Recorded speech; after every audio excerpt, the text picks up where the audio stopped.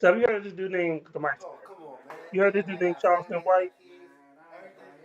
Everything's upstairs in the closet, dog. Just take it. Viral. He made Money, about deleted kid for something. money, He's a personal friend of ours.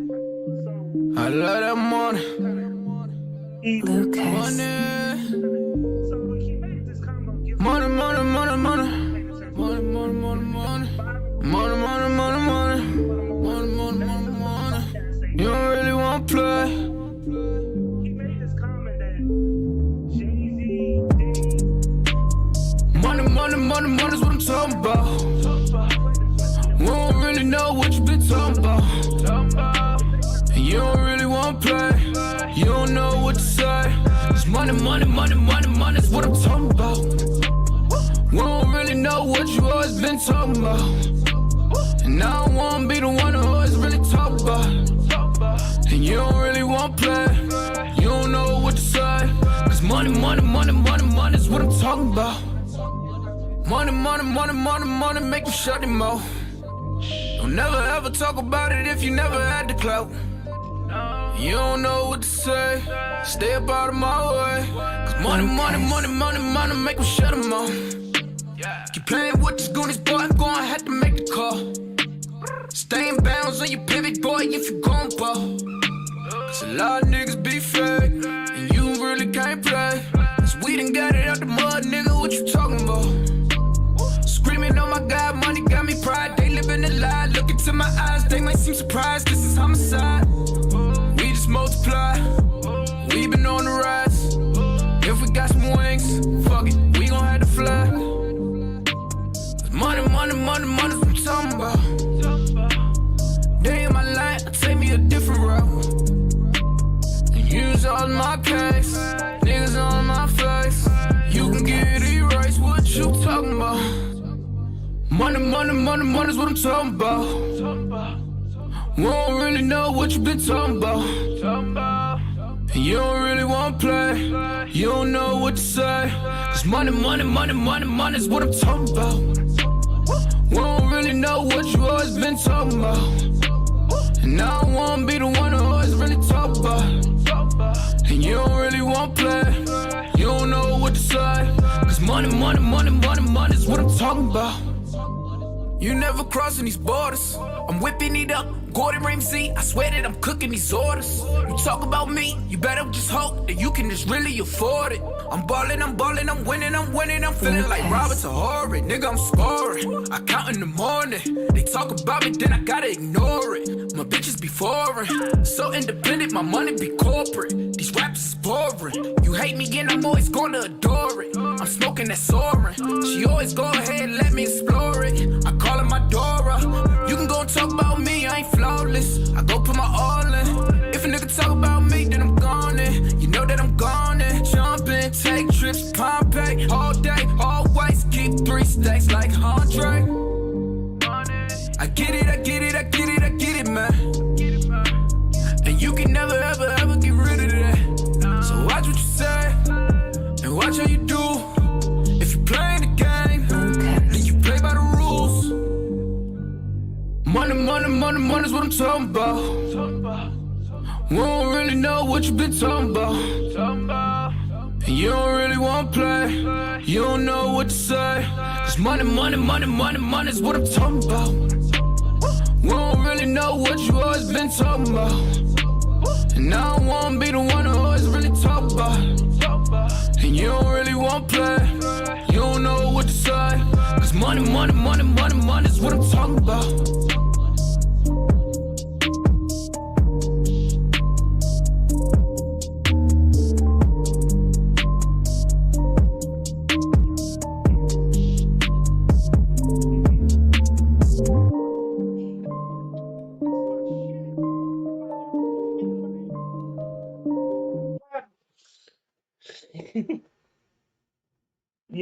Yeah, y'all couldn't hear CPD, but he was singing along with the lyrics.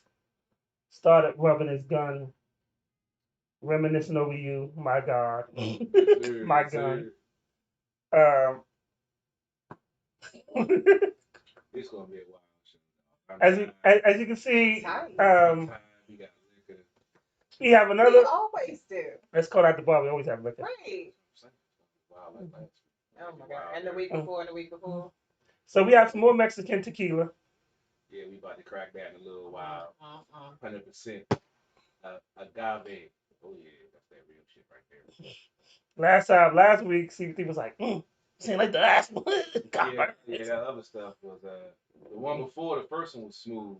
This one was good, but after like the third shot, I was like, fuck it. Yeah, this looks very interesting. Yeah. I like the way this bottle looks. I might got fight. I might got to take this one. Your bar full already. Yo, we really don't know. He's serious. Like the liquor graveyard is really full. We just had to toss something because it was he's running out of room. I'm about to toss some more Wait, toss what? So you had to toss some bottles. Some of the empty bottles. Yeah, Make sure you clarify. I mean, ever since you enjoyed the show, that shelf thing got full. Wait. It used to be full, but since we didn't have Lady Anthony on the show, he's had to empty the graveyard twice. Wait. First of all, when I was coming, it was on by myself. How are you going to complain about a bartender coming to the bar? Trust me, I'm not complaining. I'm just, I'm always getting pointed out for certain things that I do. But I'm just having to point out, I'm like, Lady Antoinette, I had to. I'm doing what I'm supposed to do. I understand. You're doing a great job too. Thank you. Don't worry. In a couple weeks, I will be back to bringing quite a few. She pulled that gallon. Various. She pulled that gallon out the bag. I ain't know what to do. Are you talking about that? That tequila, that mixture, that mango. Oh yeah. I thought you were talking about the Maker's Mark. Man, like somebody pulled the gat out of the. That was like 1800. Yeah, it's like somebody pulled the gat out of the party. Like everything's like skirt. Everything's like, oh shit. I mean, it was good though. Yeah, it was a little too sweet though. See, I don't really like it too. Well, so sometimes some people, I'm not gonna say some exactly people, who, but some people add 1800 or moonshine to it. You know those moonshine cherries that you would act like you were scared of. I mean, I ain't scared of them. I ate a couple of them. Yeah, literally too. That's it. Yeah. I ain't Yo, know you they sound was like on. you was about to stutter. Right. He was. He's like, He he's was. like, he's like, I ain't, you know. I know when I got before by the watermelon and moonshine. You know, they put a whole joint to cut a hole in the watermelon. Yeah, I know what you're talking about. Yeah, I had like 3 pieces. Yeah, and it was good, right? It was great. Uh-huh. Then I started breakdancing some more shit off of that Yeah, shit. But did you die? Nah, I was Okay, good. then. I was good.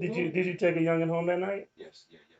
So how was it a bad experience? I'm not saying it was a bad experience. It was just unexpected. Okay, so with that said, why were you acting like you Because couldn't those do cherries the been in that moonshine for a while, and I I mean, know 'cause they had soaked it up. Don't we I still mean, have some? we still got some, and you just ate. Your stomach should be full. Yeah, that's perfect. Why we gotta mix moonshine with tequila? Why Because y'all? I feel like it's good. And plus, I gotta be to work extra early tomorrow. Wow, what's going on? What's going on? Where? It is the Memorial Day sale of all sales Oh. down at Waldorf Honda, 2450 Crane Highway. Come holler at me, CP3 or Carol 40, whatever. Just ask for me. Get the deal done. You know, we got some great sales going on. We open from 9 a.m. to 8 p.m. tomorrow. And come on down to ask for me so we can get that deal. 'Cause I know you need that new ride. Once the weather clear, you know, you'll be out there with the sunroof pop.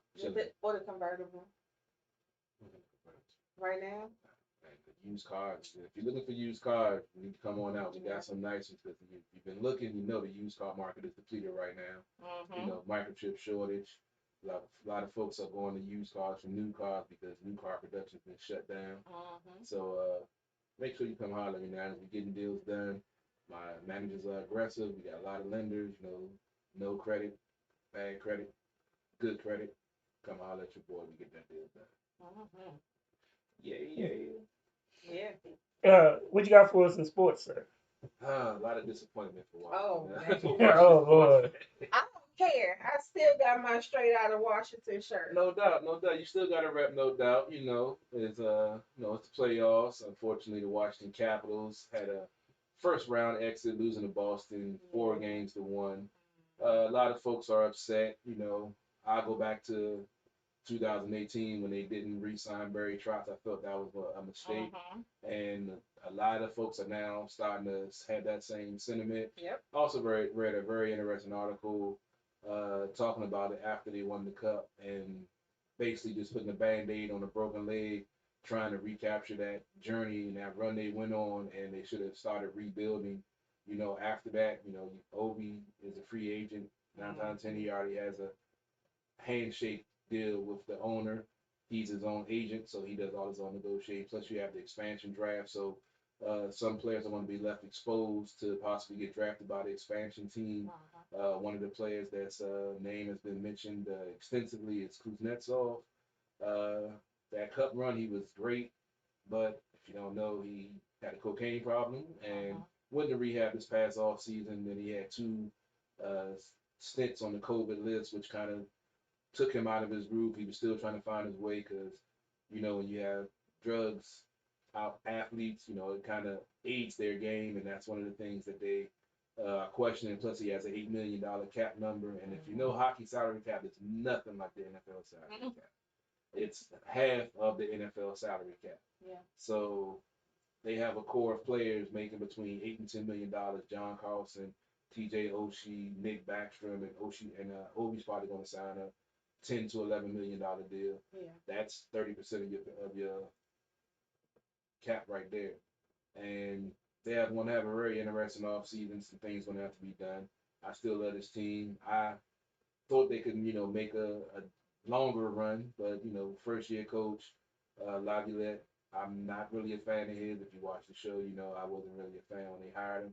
I like what they did in the regular season, but postseason is what matters. Granted, we did have some goalie issues and some injury issues with key players getting hurt down the stretch.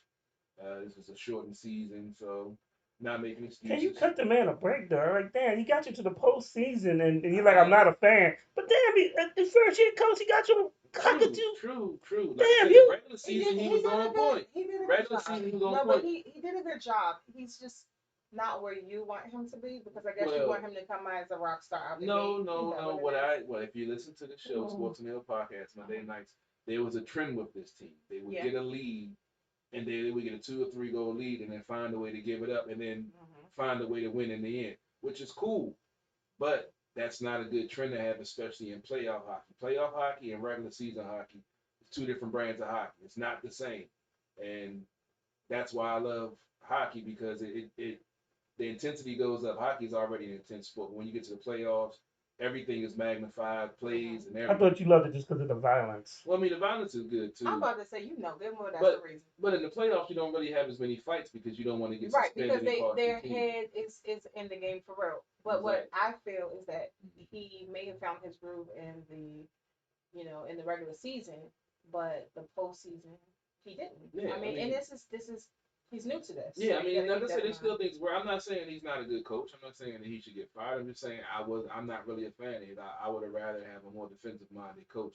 Granted, he has had success going to the Stanley Cup and winning, but like I said, I'm not saying it was a bad move. I just wish they had better defense because this is a trend we saw throughout this whole season. And under Trotz, it took 4 years, but once they locked in that defense and went on that run, you had it. They had a lead, a 2-goal lead with 11 minutes left. Game was over. Right. And unfortunately, I didn't have that feeling with this team at all. At any point, I was hoping they would put it together, getting closer to the end of the season. But like I said, injuries and a shortened season. Unfortunately, it is what it is. But Well, if it took one coach 4 years, then in Oh, it's four gonna take years time. we can revisit, oh yeah, whether or not he's up to the challenge. yeah, no doubt. I mean, like I said, he's had success. Like I said, I'm not a fan of his. Just like Tortorella, I can't stand his ass. He's a Here good we go. coach, but I can't stand him. There we go. I mean, I'm just saying, that I got respect for him and I, give him credit, but I Right. just don't like him. Fuck him. But Just don't like you, fuck you. Like, Yeah. right, real talk. That's how you roll. yeah, then the Washington Wizards are down 3-0 to the 76ers. Bradley Beal and Russell Westbrook been trying to, get it down. To Westbrook, I believe, had a sore ankle. I'm not even Yeah. sure if he played last night. He wasn't supposed to. He wasn't supposed to. I'm not sure. I don't. Well, probably in the we game. knew he came out of the game because it was an incident when he got hurt and was leaving the game. Not last night, but No, it before. was well, it's Philly fans. I mean, but that's the quickest way to get you banned and not get your refund for your season tickets. Because that person had a season ticket. Do you really I don't think know if you knew that somebody threw popcorn threw on him popcorn. as he was leaving. He got injured, Oh shit. and as he was leaving, someone threw popcorn on him, and he didn't act very injured at that point. Yeah, Westbrook is known to. He was trying to roll up get on, it. He was trying to fans. get in them stands. Oh but, yeah, Westbrook will get you. But with that said, the whole reason why he was leaving was because of the injury. Yeah, Philly fans. I know Philly football fans are rabid, so I would assume all Philly all fans. the Philly fans are Right. that way. So, Yeah. I always tell the story. I was in Philly with a New York hat on, Yeah. and a white dude, walked up to me, and I was in gyms, and we was in line getting a seat, and he said, "You know where you at?" So? I looked him dead in the face. I said, "Yeah." He said, "Where you from?" I said, "Can you read my hat?" He was like, "Oh." I said, "Yeah." Right. I'm just as crazy. It don't matter. Cross that I line mean, if you want to. I have friends who have gone up to Philly because I ain't nothing but a quick drive in their Redskins stuff, and it was Redskins at the time. I'm not trying to be racist, y'all. The team was the Redskins at the time. It is now the Washington football team, but they had their paraphernalia on. They came from DC, drove up, and yeah, they got into it with everybody. I bet. And that's how it is. And when they come down here, I remember I was worried years ago. My mom and dad were at the game. God, I don't remember what year it was. I think it was like the early 2000s, and they had to stop the game because some fans were fighting. It was a Philly game. Fans were fighting in the stands. They sprayed pepper spray, and the pepper spray went into the fan and onto the field. So they had to stop the whole Oh, game. shit. It was crazy. And I'm calling them. I'm like, because them Philly games be off the chain. Yeah. So I'm worried about my parents. They was like, they crazy out here. I was like, y'all just go ahead and go. It was at the end of the game. Yeah. I was like, y'all go home. But Just go home. I got I'm scared to now. Oh Lord. All right, me, my man, and have a little skinny white dude that's with us. I'm not gonna name no name. Yeah, just my mans and my other mans. Yeah. So Philly had won the game. and we were by these Philly fans, and my skinny white guy was talking shit. And no, I think we won that game. I think that's what we won, and he was talking shit to the Philly fans that was leaving out. Philly fans drunk at FedEx. Mhm. So we keep on telling him, man, let's go. Let's just get out of here. We ain't no need for all that. He goes back and start arguing with the dude. So me and my man, like, fuck, he with us. Gotta go back. Mhm. So me and my man just standing there going back and forth, back and forth. Did you slump him? Wasn't me. It was my man. It wasn't me. All right, Chef. I didn't have to because my man, he got a quicker draw than I do. So Oh, really? yeah, he saw a dude get ready to make a move and then boom, knockout button. So Lady Antoinette, Mhm. raise your hand if you believe that CP3 didn't It was slump the not dude. me. I will admit this time it was not me. I did not hit. Hold on, you always say it's not you. Right. What are This you time. talking We're about? supposed to believe you this time. Okay. Yeah, CP. It wasn't me. I'm talking about a Please friend of mine. believe Like, me. ain't that older story in the book when you really talking about It's yourself? your friend, I yeah. have a friend who has this problem. I'm like, yeah, sure. I got this friend who has an anger management problem. It was not me this time. Yes, we believe. Mm-hmm. I mean, it'd have been more believable if you told me you slumped the dude. I mean, I'm just being real with you. This time I could not take credit for this. And what slump did you do? this You stopped and you said, hey, guys. No, it wasn't. Let's No. pray together. Let's No, go. No, I didn't You say was that. like, let's pray. said- Kumbaya. Did you say hurry up and let's leave? I said, yeah, let's get the fuck Nah, over. no, you But the little skinny, No. he knocked the dude out. So he was out cold. So I'm like, man, let's get the fuck out of here. Little skinny white dude get on top of the dude, start punching him some more. That wasn't you? No, if he down, ain't no, that's what he said. I would go for the next motherfucker. So what did you do again? But You go for his friend. You went for the next one, right? no, because I saw the police coming. I said, let's get the fuck. You went for the next friend. Then you said, let's go. After everybody was on the ground. The order might So- went something like that, but See, the now the truth comes out. So you want us to believe? I'm just wanting to. You want us to believe in this violent-filled world that today you did not choose violence, and that you were the voice of reason. It was kind of like she said, I was getting ready to get the other motherfucker. Oh, no, I and then didn't say that. I said seen- you got them and everybody was floored. Then you left. No, it was only one No, dude I that got don't knocked believe out.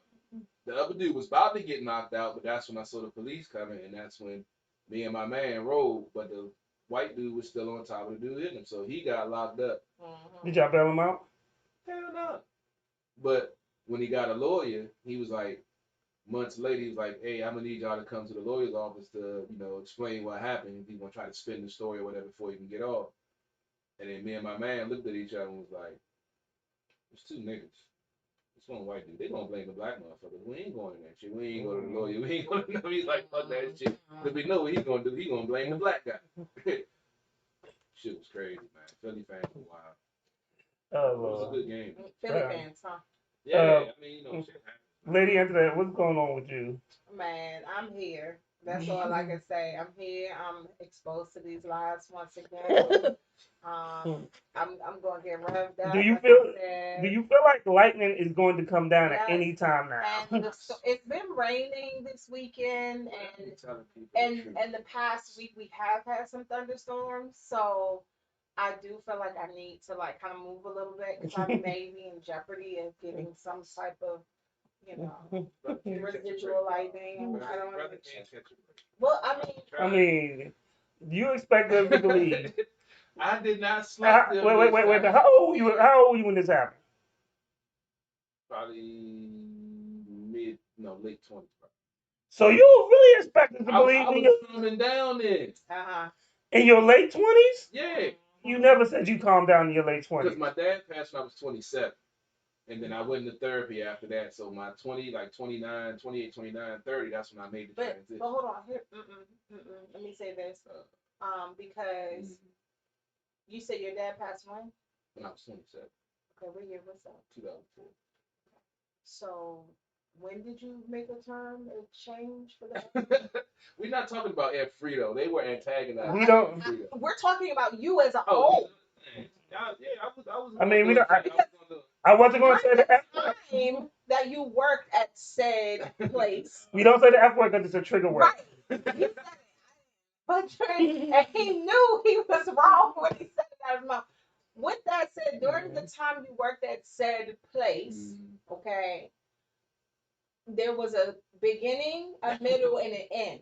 Okay, so saying that you made a turn for the better, right? Yeah, I did. That means that at the beginning when you started working there, it may have been a little shaky.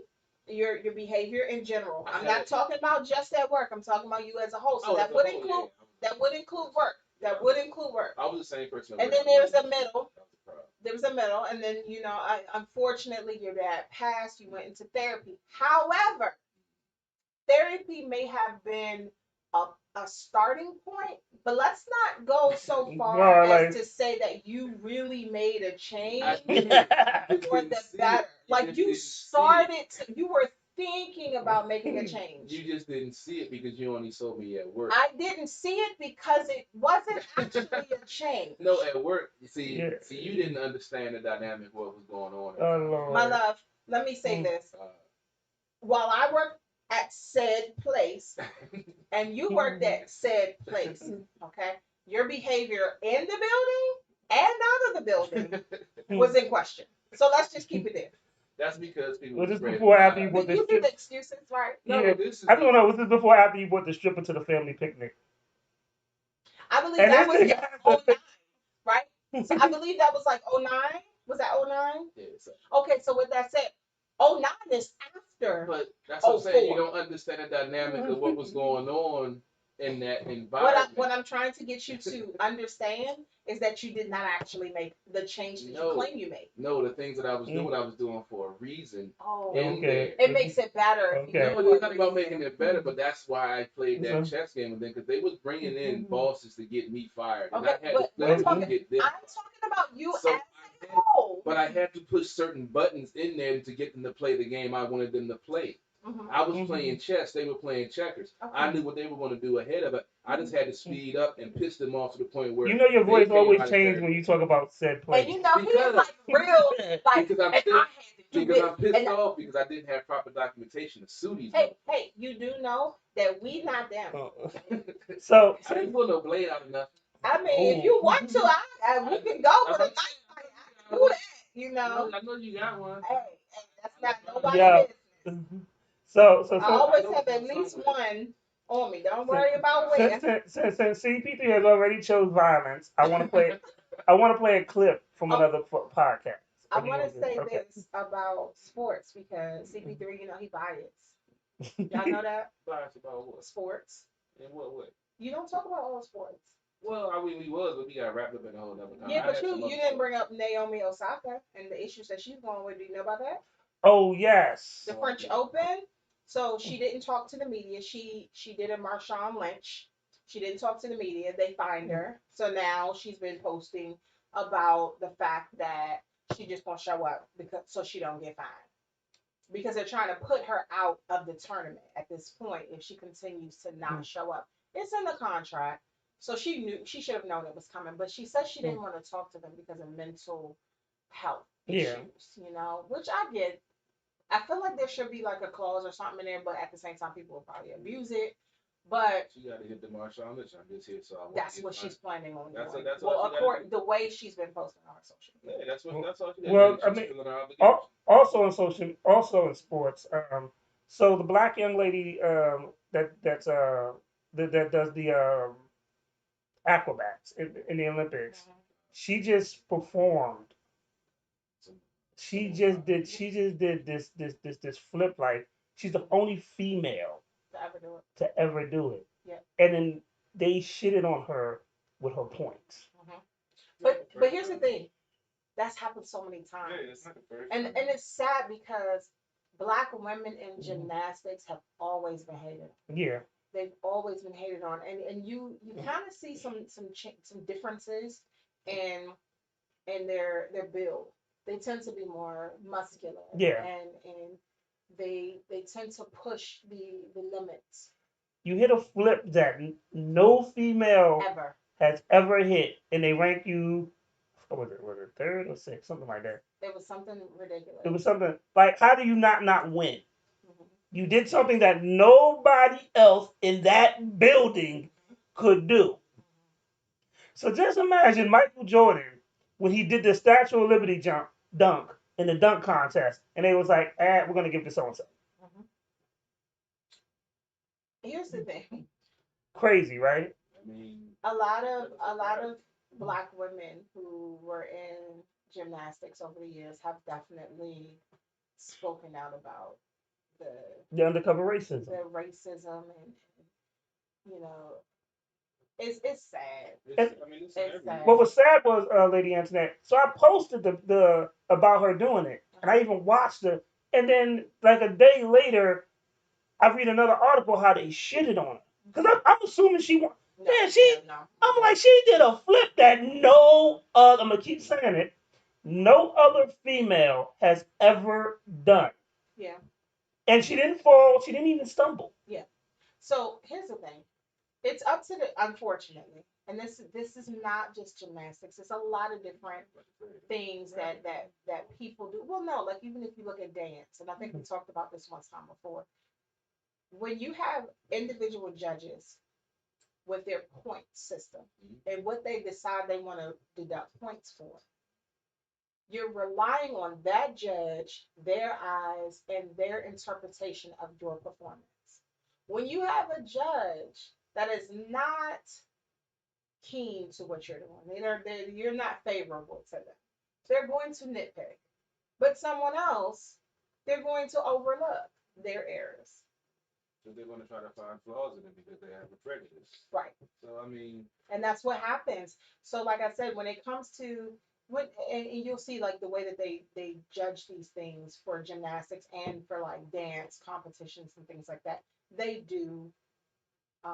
You'll find like there are certain judges, especially oh my gosh, if you put hip hop into your routine, there are a lot of judges that are so less than thrilled. Like they're looking at you like, what? you can even go back to with Serena when she had the bodysuit on that she was yep. using for when she Yep. was having issues with cramping and stuff. Mm-hmm. And they was like, well, you can't wear that. Yep. But Caucasian a few years earlier was allowed to wear a suit Yep. that was similar to hers, and they didn't say one thing about Yep. it. So I mean, It's because of and it sheds light on the rest of America, or the world in a sense, because a black woman can go into the workplace, and you know I'm HR, so you know I know a black woman can go into the workplace with an outfit on. Everybody's looking at her like, oh, she is dressed provocative because she's shapely, she has curves. A white woman, not even a white woman, I'll just say a woman who has less curves. Same thing. People don't think anything of it. That's true. You know, and I don't want to make it about race. However, unfortunately, the black woman is the one who takes the Because brunt of it. I it like Right. like the crazy thing is I remember several years ago there was a meme, and it was like this teacher, and she happened to be black, and it was like, she was real shapely. Look at you. Yeah, I remember. Yeah, I bet you do. I'm just saying because he I spent many days always to be in her class. And they were like, the teacher, man. but they were like, this appropriate. There have been white women who were teachers that slept with students. Yeah. Had babies with them. Yeah, and with the Jones had another baby, and no one says anything. They say things, but just not as much. Not as much. Yeah. But it's just crazy. Like they're like, was this appropriate? And I'm like, well, damn. Are you mad because she has curves? Mm-hmm. Like anything that she puts on is going to fit her body. What the hell do you want her to wear? But Pete, A muumuu? think about it. Yes. She probably done caught her husband watching some porn, some black porn with some shapely women, and then they see that, and they all. How did we get the porn? I'm just trying to give you the background of why they think that way. Why but it's not. No, it makes them uncomfortable. Yeah, because they know they husband's unattracted to them. Well, no, it's not even that. They can be a single woman, and she's unattractive. Why? Because it's. Some people say it's a jealousy thing. Some people just feel like it's just it is what it is. At the end of the day, if you look at the history in the world, not just here in America, of the black woman and their body, and how black women are looked at as inhumane. Yeah. And you've seen pictures and drawings of how they would take a black woman and put her on display. Yeah. Because of her shape. Oh my God, how could she have that much? But You turn around, and there was an error where they would wear things to make it appear that they had big butts. And now look at this, plastic surgery is real. Yeah.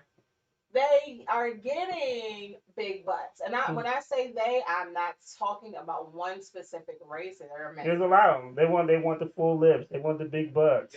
All you of know. that. All of that. But, you know. They know that's Shout out to the Kardashians. All of them got it. All of them got the surgery. So everybody like curves, hips, thighs, and ass. But you can down a black woman, but you want to be like her. Exactly.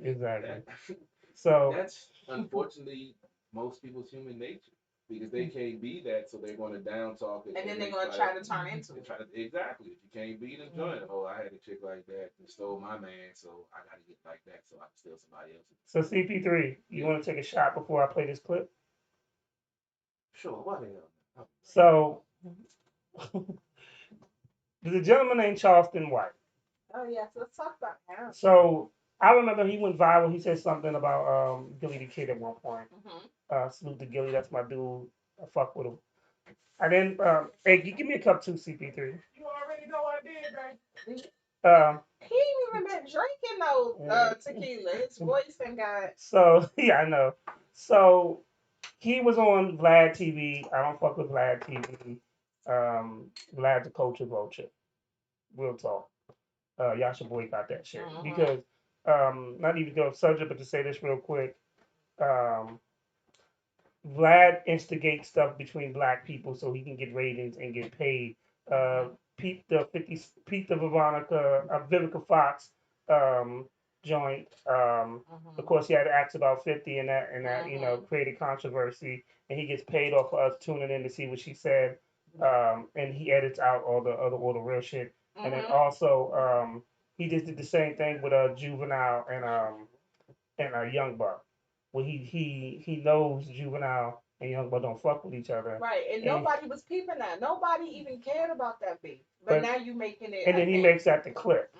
So, but back to him, he put this clown on, and you know, this dude's he's a guy from Texas. The shirt that he's wearing in this clip is says Texas nigga. So that's exactly what we'll be dealing with when we stop. So basically, he said that Jay-Z, Diddy, and Dr. Dre hasn't done anything for black people. So I want to play this. It's from the Say Cheese podcast. So I'm not trying to take credit because that's who he was getting interviewed by. But I want to play this and I want to discuss what he said. About to get real, man. About to get real. What the fuck is up with your voice already? You ain't even took a sip. It's already started.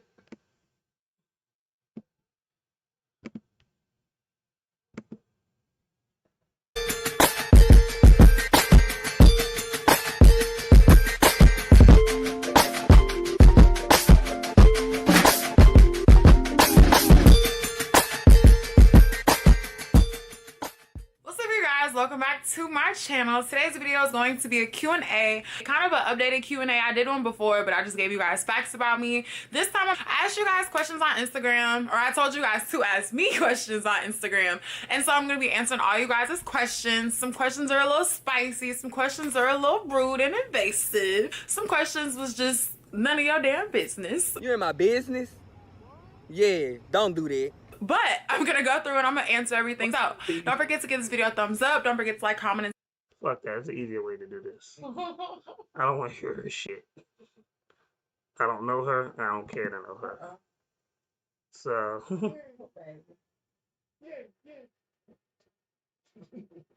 Alrighty, I don't know if this is a good idea.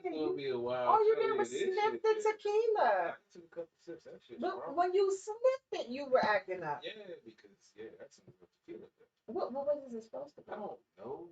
I'm not a tequila kind of. Between two, that's 3 billionaires.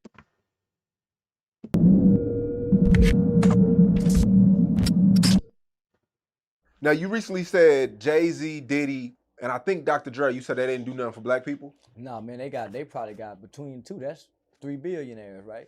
Yeah. They could open a mega music label. Rock Nation. Did- Hired by all black people, I think. Man, then he sold most of it, huh? He getting most of it up. And I think Jay-Z also, he's in marijuana now, and he helps a lot of black people get in there. Well, he's not helping, but there's a lot of powerful white people that has, it's almost like hundreds of $millions set aside in a fund in the cannabis industry. Jay-Z is just gonna be the face of it. Well, they're helping minority black people to get involved in it. Man, as rich and powerful as these guys are, man, why we ain't got no black bank, no airline industry, no college, no school, no nothing. They don't run nothing. They still work for people with all that money. And as long as they've been in power, why hadn't they uplifted anything? From no artists, when you look at the artists that Puffy had, man, he still owe a lot of money. He still ain't you see what I'm saying? Man, Dr. Dre, man, that white bro for to get half that.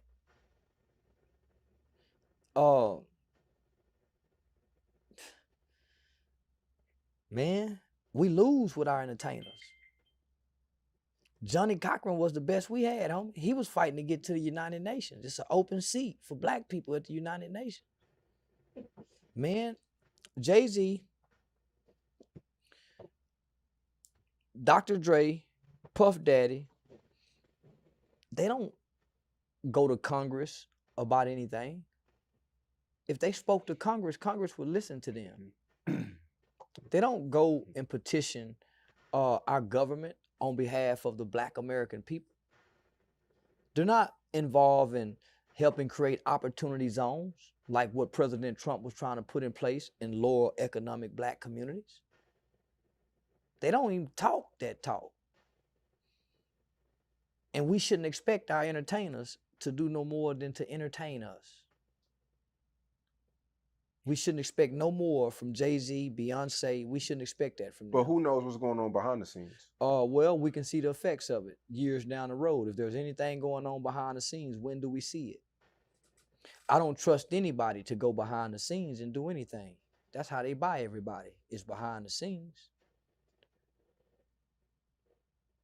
That's what happened to Dr. King, behind the scenes. Yeah, when you become billions and billions and billions, homie, you can't speak against them people. You can't ever tell them people they wrong. You can't ever tell them people they wrong. They go take it from you, homie. We've seen everybody throughout history. Anybody bite that hand or go against them people, homie, they gotta go. From Bill Cosby to Michael Jackson. Who was ever bigger than Michael Jackson, homie, in our lifetime? Maybe Jordan. Maybe Jordan. And you saw what happened to Mike. They stripped him naked, homie, and took pictures of his private part. Same with Bill Cosby, homie. They waited till he got old. Homie. To do him how they done him. Michael Jordan, he went away silently. He never caused no problems. He never stirred up no mess. So, whatever they doing behind closed doors, my nigga, it's for them and not us.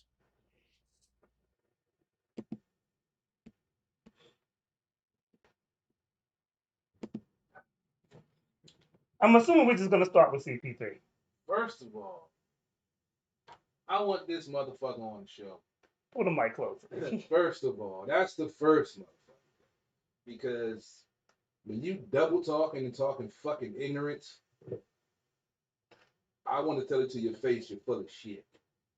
Because they haven't done anything for black people. First of all, you throw Trump in there in the mix, talking about him trying to help develop black communities and, you know, whatever the bullshit he was trying to pull. Out of all the stuff that he did, you try to pull that golden nugget out your ass and try to relate that to our black folks that's in, you know, power entertainment, to that, then you're going to say that they're not going in front of Congress to, you know, rally for the black folks and then say they should just entertain. What the fuck are you really talking about? So you went viral, bring your punk ass on at the bar radio. And I hope whoever see this and know this dude, I'm calling you out. We can sit here and debate live stream. And I will shut your shit down. I'm not even going to go into all of that bullshit you were talking, because I'm going to let them get to it. But I'm calling you out, whoever the hell you is, and whatever podcast you on. He was a guest. He was a guest on the podcast. Please contact At the Bar Radio, because I got something for that ass. And I'm done. Okay. All right. That shit was pure ignorance. Well, here's my problem. He would make like a half a point, right? Like he'd be like, okay, I see where he's going, and then he'll completely contradict it. Exactly. I was like, so on one hand, you want all of these entertainers to do something for the black community. Then on the other hand, you say, oh, but you can't expect entertainers to do something. Then you bring up Johnny Cochran when you're talking about entertainers. He's not an entertainer. He never was. He was a lawyer. Thank you. So where did that part? Like, what drugs were you on? Like, bruh, I was trying to be like, oh, okay, no. First of all, first and foremost, Jay-Z. Let's take Jay-Z. Let's take Jay-Z first. Okay. It was big news when he did Tidal, right? Big news. Why was it big news? Because who was going to benefit from it? The artist. The artists, right? Black artists, particularly, was excited about. They were excited about Tidal. They were excited about the idea of doing this. Even if it was not successful, it gave them hope that, hey, I can do something and I can profit off of it. I can take this, the man, you know, of the music industry out of my pockets. So to me, that is helping the black community, because a lot of artists are actually able, it's motivation. Anyway. As far as for independent artists, Tidal pays more there you go. Than any other, more than Spotify, more than iTunes. They pay a higher percentage towards the artists. And so here's the thing. When you're an entertainer and you're trying to use your platform to assist the community, something like that is big. Okay? That's big. It's not going into the communities and doing something. However, with that said, all three people have done things. Now, don't get me wrong. Diddy, he got some stuff with him. We all know that. Yeah. We all know that. That doesn't mean that everything he does is wrong. Okay? That doesn't mean that he does not help the community ever. But to come at these people, and then he faulted Dr. Dre for about to lose half of his money to his wife. What does that have to do with his impact on the community? He was like, and that white woman about to take half. That's all he could say. What? I'm sorry. How does it? Taking half of $1 billion means nothing when you're actually trying to do something or establish something in the community for your people. So Dr. Dre, instead of putting out Detox, he put out the Compton album, and he used a whole bunch of Kendrick Lamar was on it, but he used I think a whole bunch of undiscovered artists on there, I believe. And that's using your platform to help people. That's using your fame, your fortune to assist those that come behind you. That is how they're helping the community. Just because a person is not helping the community the way that you want to, doesn't mean that they're not doing it. And then going to Congress. Baby, I hate to say it, but going to Congress quite often means nothing. And he says Congress will listen to them. Who said that? Who said that Congress was going to listen to any of these people? On one hand, a lot of people say the government is corrupt. But on another hand, this man is saying, oh, y'all need to go to Congress and speak on our behalf. No. Now, like I said, Diddy got a whole lot with him. But I don't want Diddy going to Congress to speak on my behalf. Exactly. So Dre, Jay-Z. I don't want them to go to Congress. Here's the thing. A lot of black people who know anything about anything, you don't need to go to Congress to do all of that. Okay? What you need to do is set up your system. Set up what you want to do. We have seen that quite often people will go to Congress about different things. Nothing happens. yeah, So what are you going to do? You establish your own. And that's what these men are trying to do. Establish certain programs and platforms and different things the best way that they know how. I hate it when people who probably aren't doing anything for their community themselves point the finger and tell everybody else what they should be doing. What are you doing? nothing. You're actually bashing 3 successful black men. That's what you're doing. You're showing a divide.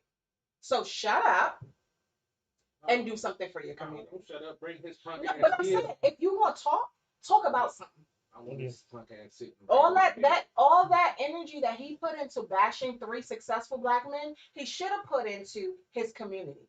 What are you doing to uplift the community? Other than trying to bash these men, claiming that you want them to uplift the community. Well, what are you doing? Once he dropped the name Trump, I was No. Right, and it's like, oh, bruh.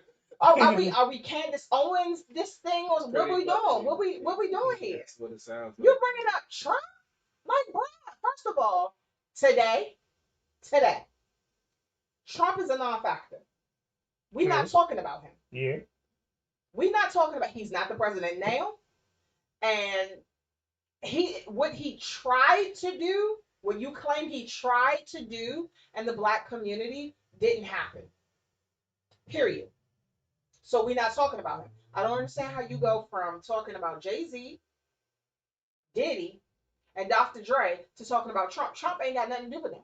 I'm gonna tell you why. So tell me, cause we have black people in general have this crab in the barrel mentality. There you go. And we believe and it goes all the way back to the slave time, but we believe if we pull down another black man and push up a white guy, we're doing the right thing. Mm-hmm. It is when you reach the level of success of these gentlemen, it's for you to chase your passion and to be successful. If your passion is not opening a bank, then by far you don't open a bank. If your passion is I want to I do music and I want to do things for artists musically, then you do it and then you become very successful and lucrative at what you do. So back in the days, Jay-Z, his first venture was the 40/40 Club. Right. And I never knew what the 40/40 meant, but it's a baseball term. His passion, so that shows you, alcohol and sports. After that, he started, they did the Rock Nation, they did not the Rock Nation, the Rock Aware, all that other stuff. And his ventures started getting bigger. So he went into sports. He put his name on for the Nets to come to Brooklyn. He got in when he left that and went to the Barclays Center where they play at. Yep. He started Tidal. These are the things that those are his passions about. And when you're passionate about something, you excel. I remember, and there's some shit with it, but I remember when we were drinking Grey Goose and Belvedere, these motherfuckers ain't want us to drink it. Yep. We was niggas to them. Yep. So create your own vodka. If we gonna party with Ciroc. And he got more than. Yeah. That's the thing. And they've adapted to the system. Folks don't want to hate on it forward. They found out the way to beat the system and then excelling it. But let's not talk about the fact that Ciroc, okay, people felt like we needed, as a culture, we needed verses, right? Yeah. Okay. Then he's like, oh, okay, well, I'm going to go ahead and be a sponsor to make sure that this keep going. Yeah. They're not drinking Ciroc just because they want to drink Ciroc or they putting a plug out there for Diddy. No, Diddy is a sponsor. He also sponsors Drink Champs, Nori's podcast. Mm-hmm. He also sponsors the Breakfast Club, which is syndicated. Their live stream is on Revolt. Right. So. But my thing is.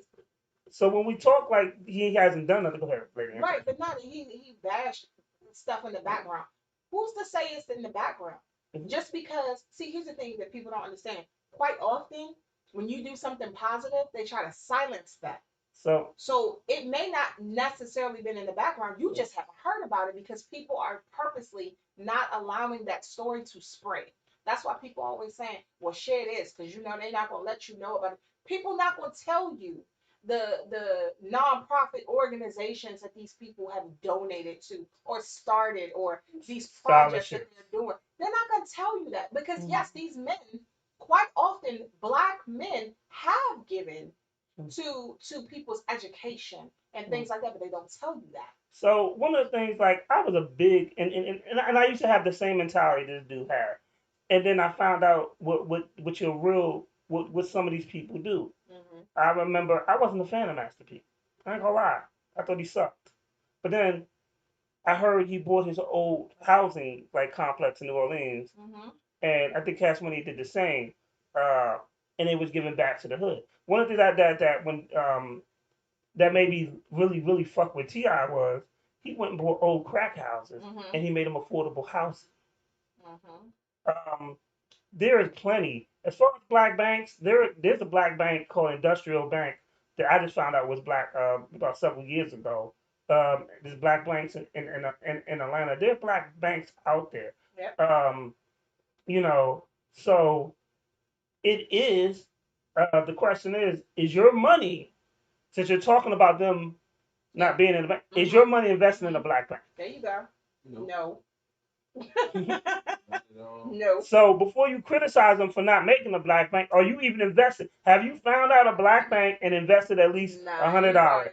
Bank is Bank of America, like I don't know what. Debit card, credit card. So. And then also, speaking of credit cards and things like that, that's why I'm saying, like, you pointing the finger at everybody and you telling them what they need to be doing.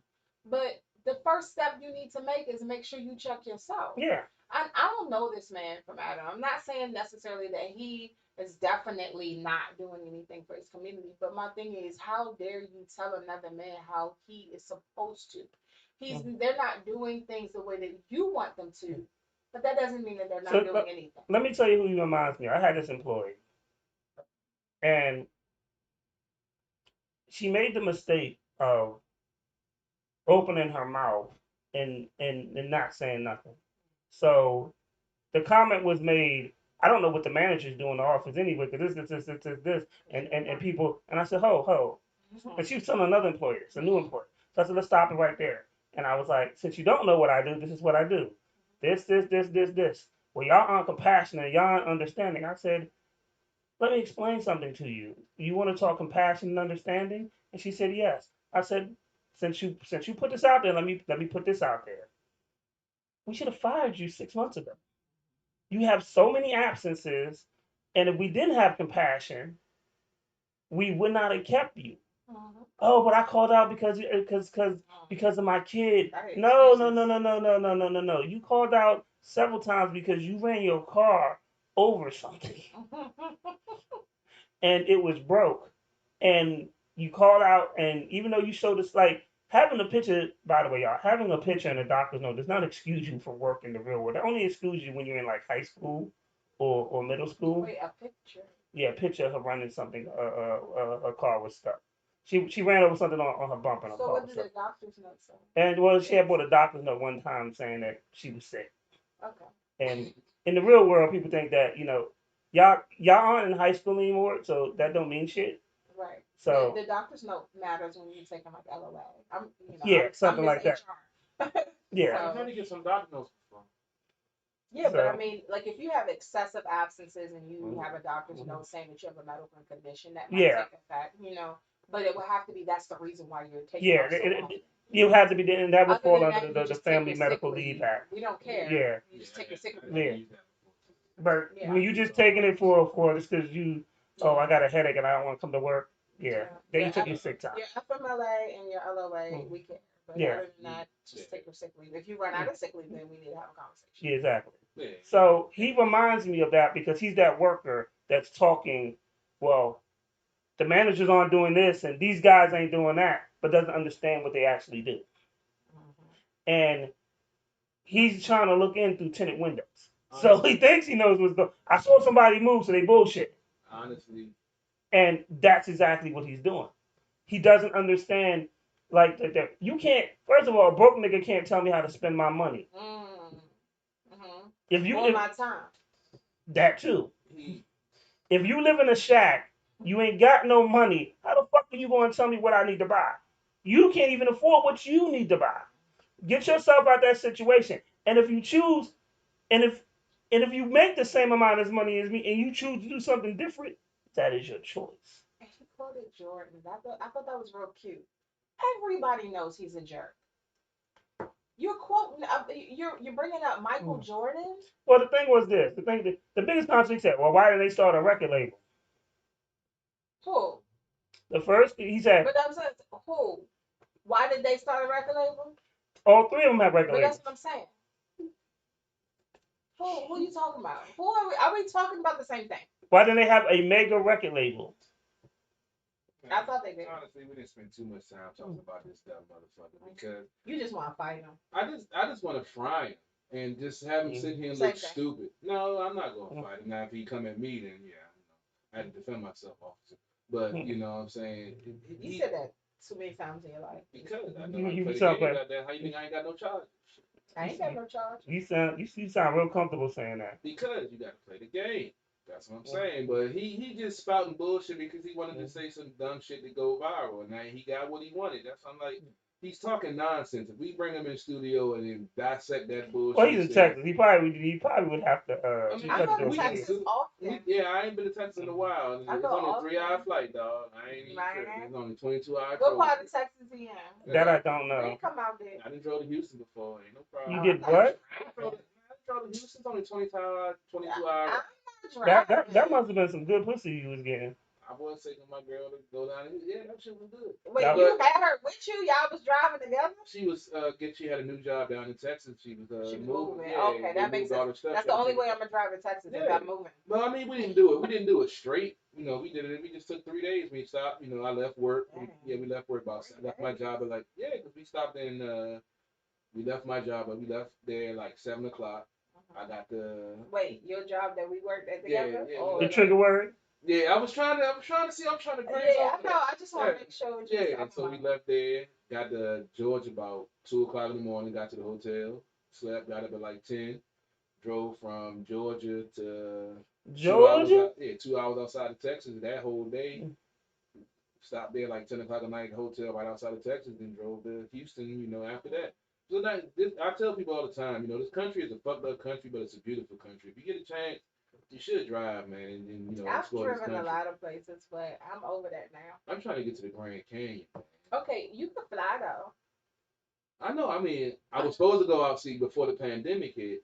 I was supposed to go to Arizona for a week too when the Washington football team played. I got a friend there. Yeah, I do too. I got a couple of friends. Is it a female friend? Nah. Well. You stuttering. Right. Real bad, real tough. We talked. And she told me if I come out there, I can basically get the cheeks. I got friends. And what's her name? Sorry, I'm just playing. Don't answer that. I got a couple friends and family. Yeah, I got my boy. He doing security out there. I got a couple of Facebook friends that I'm real cool with. That have you ever met them? No, but they actually, you know, they Spanish, of course. And I never had what's those things? And it's not Spanish. It's Latin. Well, whatever.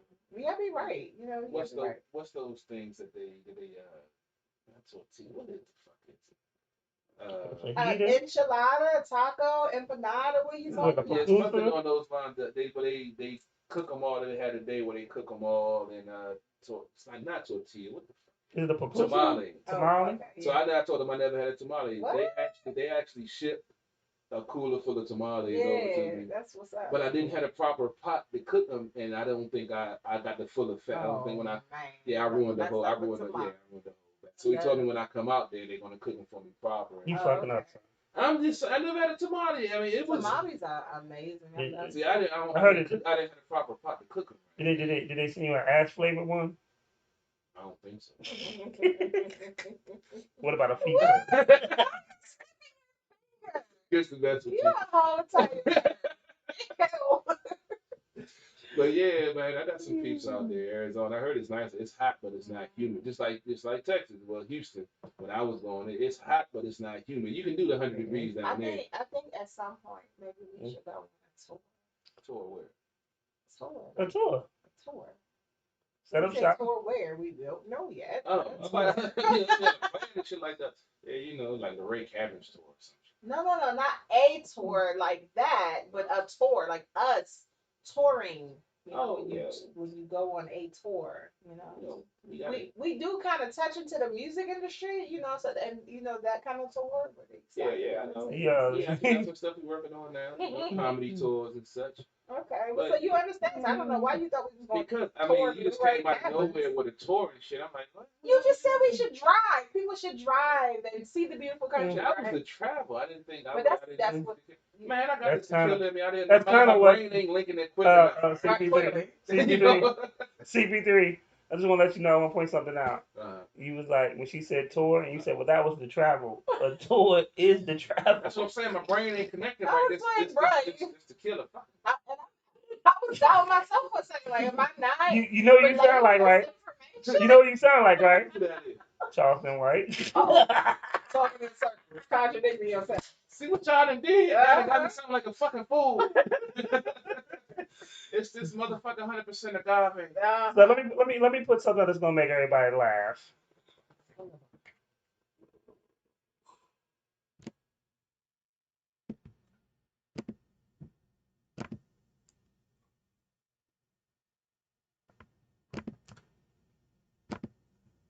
So if you can look, I had put this. This was the meme of the week. So I'd had this up, and it's a little boy, and it says, "Mom, can you stop dressing me like the dude that left you 2 years ago? I just want to go outside and play." That's CP3 kids. My son would not be wearing no jeans. I would beat him and his mom. Yo, but she got him looking like a real hot ass mess. Yeah. Like if I ever see my son, if I had a son, I had to put that precursor out there because y'all was like, you admitting it. No, I don't have no kids. That you know about. Are we gonna do our disclaimer today? Oh, the phone lines is back open, by the way. So any female, from Capitol Heights, I feel like I'm being victim blamed. The whole East Coast. Let's just say the whole East Coast. The 757 and some in Cali. And some Midwest. Oh, Midwest. Damn, nigga. Get to Cali yet. You hit somebody in Toronto, didn't you? Look at this question. Jeez. We got different countries. Yeah. We got different countries and stuff. Well, bad I didn't go to Canada. I was just at the border in Buffalo right there with Canada. Oh, so you was starting there at the border. She crossed the border. You was starting at the border. I'm just saying. If you've been to Buffalo and you've been by Niagara Falls, you know that Days Inn right there on the corner. Yo, just give us a call. 240 324 6110. Call me now. Call us. If you got a child that has braids or a bald head and bad feet and loves Budweisers and tank tops. Gotta have flat feet. Ain't got no flat feet. He ain't mine. Whatever. And he fascinated with Tahoes. And then if you have a pro-black militant dude that likes white women. I can't even be mad in that. I can't even. If he cheeky eye and he got those traits, let me get the social. And he turning up his little bottle. Got to in that joint. Like, what is this baby doing? If you got a 16-year-old that's cleaning his BB gun like he's in love with it. You doing the blindfolded, he mine. It's just like, oh yeah, let me oil this. On the metro. I told you it's not my fault, it's your mom. She kept you away from me. Do you name your gun? Nah, I just call it 4.5, See. 40. I haven't really. I never named my cars either. Well, I did name a caddy my bitch. Well, I'm just because she used to give me the lady, my bitch. She was like, bisexual chick that bring the girl. You doing too much. I'm just saying. Your car was a bisexual female. Yeah. Why bisexual? Because she got me by the plus. Why can't she just be a lesbian? Lesbians don't take that. But your car did? Tell us more about your relationship You know with what? your car. You know, I'm about to play some video. I don't even want to hear this shit. I got I'm picturing CP3 raping his Cadillac. Like, that's disturbing. No, I was in the car getting, I was having a lot of. So you called your car your bitch. Yeah. So did you feel like when you were in the car fucking a girl, was it a threesome? Or a train? That other was soft, baby. Was it a threesome or a train? It was a threesome, dog. I told you I don't do trains, man. My bitch was clean. If you knew my bitch when I had my bitch was clean. You just want peace on. Yeah. So I got a bitch. I'm about to play. I was watching the Mac. So disturbing. I was watching the Mac last We night. can tell. I can't even get myself together to go into this video. I need a taser. Stand yourself. Every time we say something bad, I just shock him. Do it again. He might like it. He'll be, ooh, You're like, I'm jingling, baby. You ever like watching a grown man piss himself with a $3 million tape? You will how would pictures. you know? Huh? Huh? I How did would you know? security. And what does that mean? Sometimes a nigga got a hang, just tase a nigga, just get in the fuck out of the club. So is that what you do? Allegedly, it happened a few times. So here we go. I That just happened to allegedly. be at work. I'm So, not saying I was one. I got two CP3. I got two new videos. I got New Money Champ. He's the one that I think we interviewed him. He did the Cha Cha joint. It actually was a popular song, but it's a completely different video for that. But he got another video. He just released his mixtape, 4-Piece and Fries. And then I got Honey Stacks' video. You should like that. 4-Piece and Fries. 4-Piece and Fries. Yes. What you about to say? Cause don't fake like you ain't. Like that joint reminds ain't me make of you chicken hungry. noodle soup. Yeah. Yeah. No. But chicken noodle soup, that ain't something that you was gonna really eat. You gonna eat a 4-Piece and Fries. No. First, I don't know how. How would that fake to us? Because we already know you. I had 4-Piece last night. No, how would 4-Piece and Fries would remind you of chicken noodle soup? Because it got chicken in it. Just that I'm afraid to hear the song. No, it's not that type of song, not that type of music. I'm not just no, that title has nothing to do with chicken noodle soup. No, I'm just saying, just hearing the title reminded me of the. When I heard the title, I thought CP3. So I don't understand how CP3. When I heard the title, it reminded me of Ludacris, Chicken and Beer. Right, but when I heard it, I was like, CP3 usually. That's the name of the album. Yeah. So he gotta like it. CP3. That's the name of the album. It's called 4-Piece and Fries. Ah, okay. You know what? I had a flashback. I thought you would. I told you, man. I mean, can somebody get this nigga some water? No, I'm good. I got no, he don't even want water. I don't want none. I'm Have good. you ever seen him drink water for real? Yeah, I do drink. Like, I seen you with a water bottle, but I don't remember you I got a drinking water bottle. the I got 2 water bottles. I just said I seen you with water Look, bottles. I'm guilty by association. When you I must drink. When you gonna drink the water? I drink water all the time. I ain't seen you. You know, I don't think I've ever because seen you drink water. The bottle already started. Nah. CP3, I don't think I've seen you drink water. You have seen me drink water. You had some in the refrigerator that I was But shocked we you had in seen the you refrigerator. get it. We seen you get it, but I don't recall you drinking it. Man, I drink water all the time. Hot quality H2O, baby. Gotta keep my kidneys flowing right. Because I learned from my dad, who was 6'5" and 350 pounds, that the only thing that make a grown man cry is a kidney stone. Okay. And trying to pass on them motherfuckers. I don't want no parts of that, so I drink water. Okay. So you drink water out of fear? Yes. And And you ain't that scared in the because I ain't summertime, seen you drink it. well, in the summertime, I work up a thirst, so I drink more water. What you be doing? When I was working up. All right,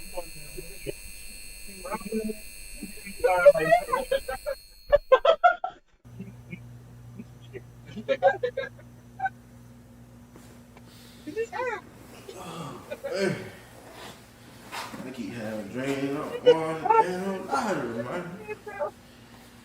Ooh. Man, nigga, what's some ass? Yeah. I'm gonna eat today. I feel like a steak or something. I ain't got no steak, man. What happened last night, man? I'm tired of being broke, man. I'm tired of being broke, man.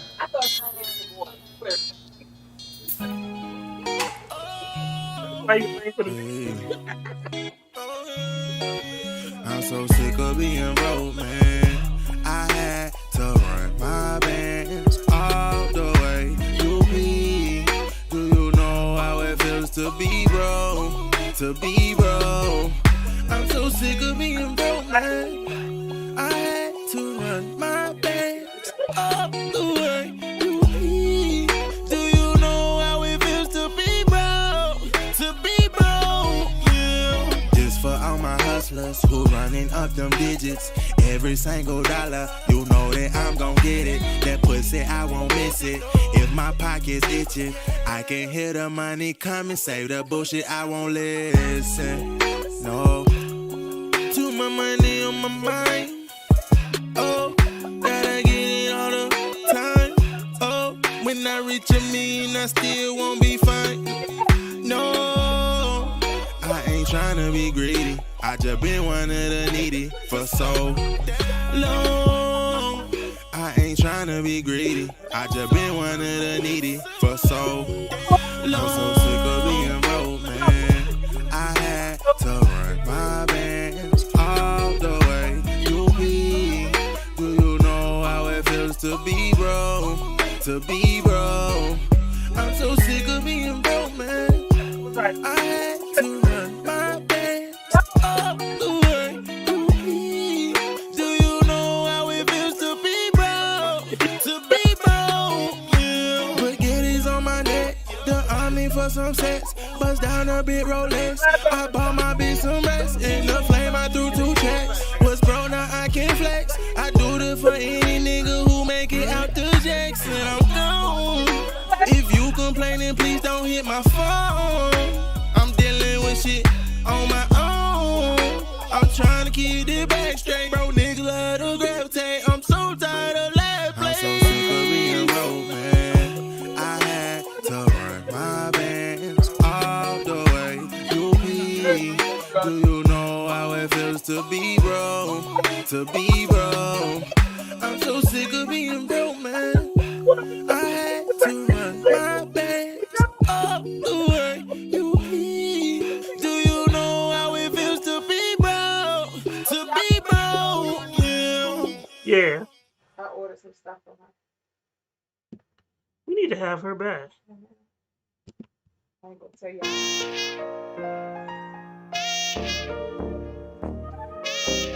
Real dope boy, black boy shit. Fuck around and get your mama knocked down quick. Big boss, I'm running my shit.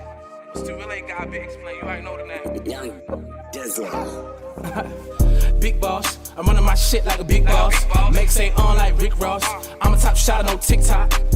Yeah, lip lock. 2 bad twins on my big cock. I don't fuck around like the cent shots. She ain't never once met a big boss.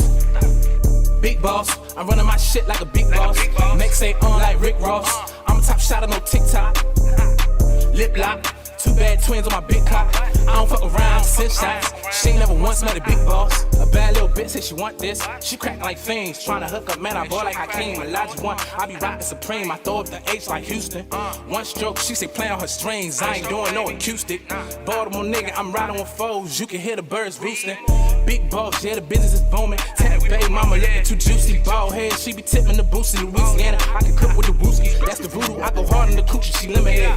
Chewy and gooey, I'm looking for Louis. Little mama, I told you, get in your bag. Gucci and Fendi, I can't ride her style. Smoking fuck, she was on Black and Mild. Dirty baby, I ain't never been foul. Hating bitches always going for clout. What's that? Popping the pussy like hatchback. I'm breaking these bars like Kit Kat. YCHA, yeah, she fuck with the name. I told little mama I'm big bad. Run in the spot. 20 bitches, I my watch. Got the hoe, send them back to the block. Killer got him, time send me the drop. On the fans, I don't fuck with a twat. Big boss, I just wanna get the guap. I'm liking the way that she do it. I'm liking the way that she pop. big boss. I'm running my shit like a big boss. Makes it on like Rick Ross. I'm a top shot of no TikTok. Lip lock. Two bad twins on my big cock. I don't fuck around, I send shots. She ain't never once met a big boss. Lickety split, lick on my clip, suck on my tits, don't need no spit. I like I'm rich, bad little bitch. Make her come quick, cause I can do tricks. This is unwanted. I pop in my pussy till morning. Y'all niggas like bees, just swarming. Like my kids foreign. Need you to smack on this ass. Arms in my face on the glass. Let's take a trip, or you could just buy me a whip. Just look at the size of my lips. I am a boss. Pussy lips fatter than Ross. My drip is in love with my flaws. Let's be clear, you don't wanna smoke in here. I ain't no joke in here. I am a queen. Pussy and head game mean. Wanted to touch on my spleen. Know what I mean? I wanna sit on your face. Give your taste buds a good taste. This ain't no race. Throw it on the pace, I'ma chase. I am the boss in this place. It's your girl Stack. Spitting some heat on this track. All I really do is speak facts. I make it clap. Nigga, what you know about that? What you really know about that? Big boss. I'm running my shit like a big boss. Pussy lips fatter than Rick Ross. Lick on my pussy, nigga, don't stop. Yeah, lip lock. Two bad niggas made big cocks. I don't fuck around, nigga, take shots. He ain't never once met a big boss. Yeah, I'm out here making my money, stacking my stacks. Doing what the queens need to be doing out here, minding my business, staying focused. Got two niggas with big cocks. We chasing stocks. Big boss, the queen, honey stacks.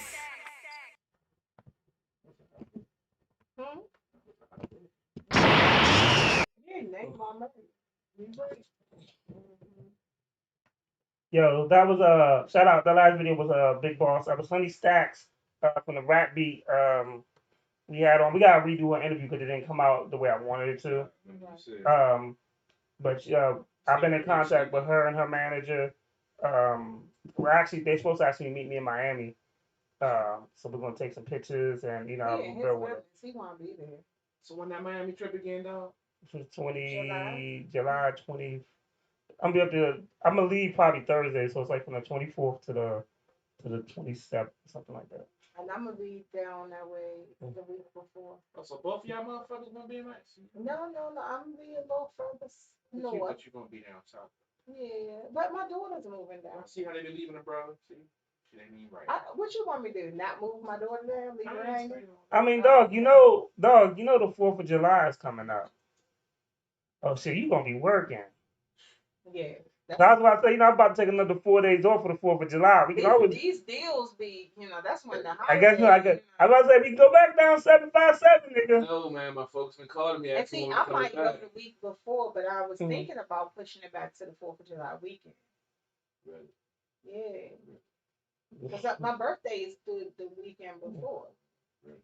So if I push it back, and I have a friend whose birthday is on the 1st. So that's 4th of July. He sounded so he looked kind of mad. He got his feelings. You mad that we? I'm about to fade the black on my feed real quick. So we all gonna have words. Well, because we like to travel. I like to travel too. Well, travel then. I can't. I work. Gotta sell cars. Holidays is big time. All right. I was in there today selling cars. Well, I mean, what you want us to do? I don't know. Especially when we say 757, he real mad. He real mad. That's my home, man. That's my home away from home. That's my home. I lived down there for years. I did too, every weekend. No. I actually. No. Every weekend I was down there. No. I actually lived there. No, every weekend I was down there. That doesn't mean that you. It's the same. No. You was just there for 7 days. I was just there for 3. How was that the same? Because our weeks was just different. That's all. Yeah, man. It's nothing like the same, man. I used to love just waking up and no matter where I was in Chesapeake, but you can still get up, go outside, and feel that breeze off the ocean and just smell the Well, it ocean. depends on what part of Chesapeake you're in. I was in a good part. So, now we went around Norfolk State. That's a whole. Don't do that, because I went there. Don't do that. That is my school. It's my HBCU. All right, and then you know. And I lived on the better side of the campus. I'm talking about the side that wasn't the better side. You was on the side with the It ain't my towers. fault. It ain't my fault. My brother got 3 baby mothers in the same 2. God damn. Right. Remember he said something about the school. He was like, "Is the school right there?" No, that was a high school. No, I was talking about Norfolk State. No, but on the one side, I he was ain't like, going on that the side. side when it's No, the upper school. I was like, no, that's. No, I was in my 20s, but I wasn't that dude. I was on the other side of the street. So CP3. So real quick, so Wednesday is a special day for me. That's my birthday. Happy birthday. And I'm trying to link Jim up with babies. link up with Renegade. So I'm trying to go to Top Golf. I'm trying to get. I was gonna get 2 bays, but then I saw the price of 2 bays, and I was like, no. So I'm gonna try to at least get 1 bay, and then What time? it's probably gonna be like 6 something, like 6 I don't o'clock. know. So yeah, we probably. I mean, you can still slide through. That's what I'm saying. I mean, we just gonna be getting fucked up. I like that. That That don't mean that you have to. You can come through. If it's his birthday, but you can't get but so messed up if you Yeah. gotta go to work the next day. So I'm just being real. and then I'm also thinking about 8:45.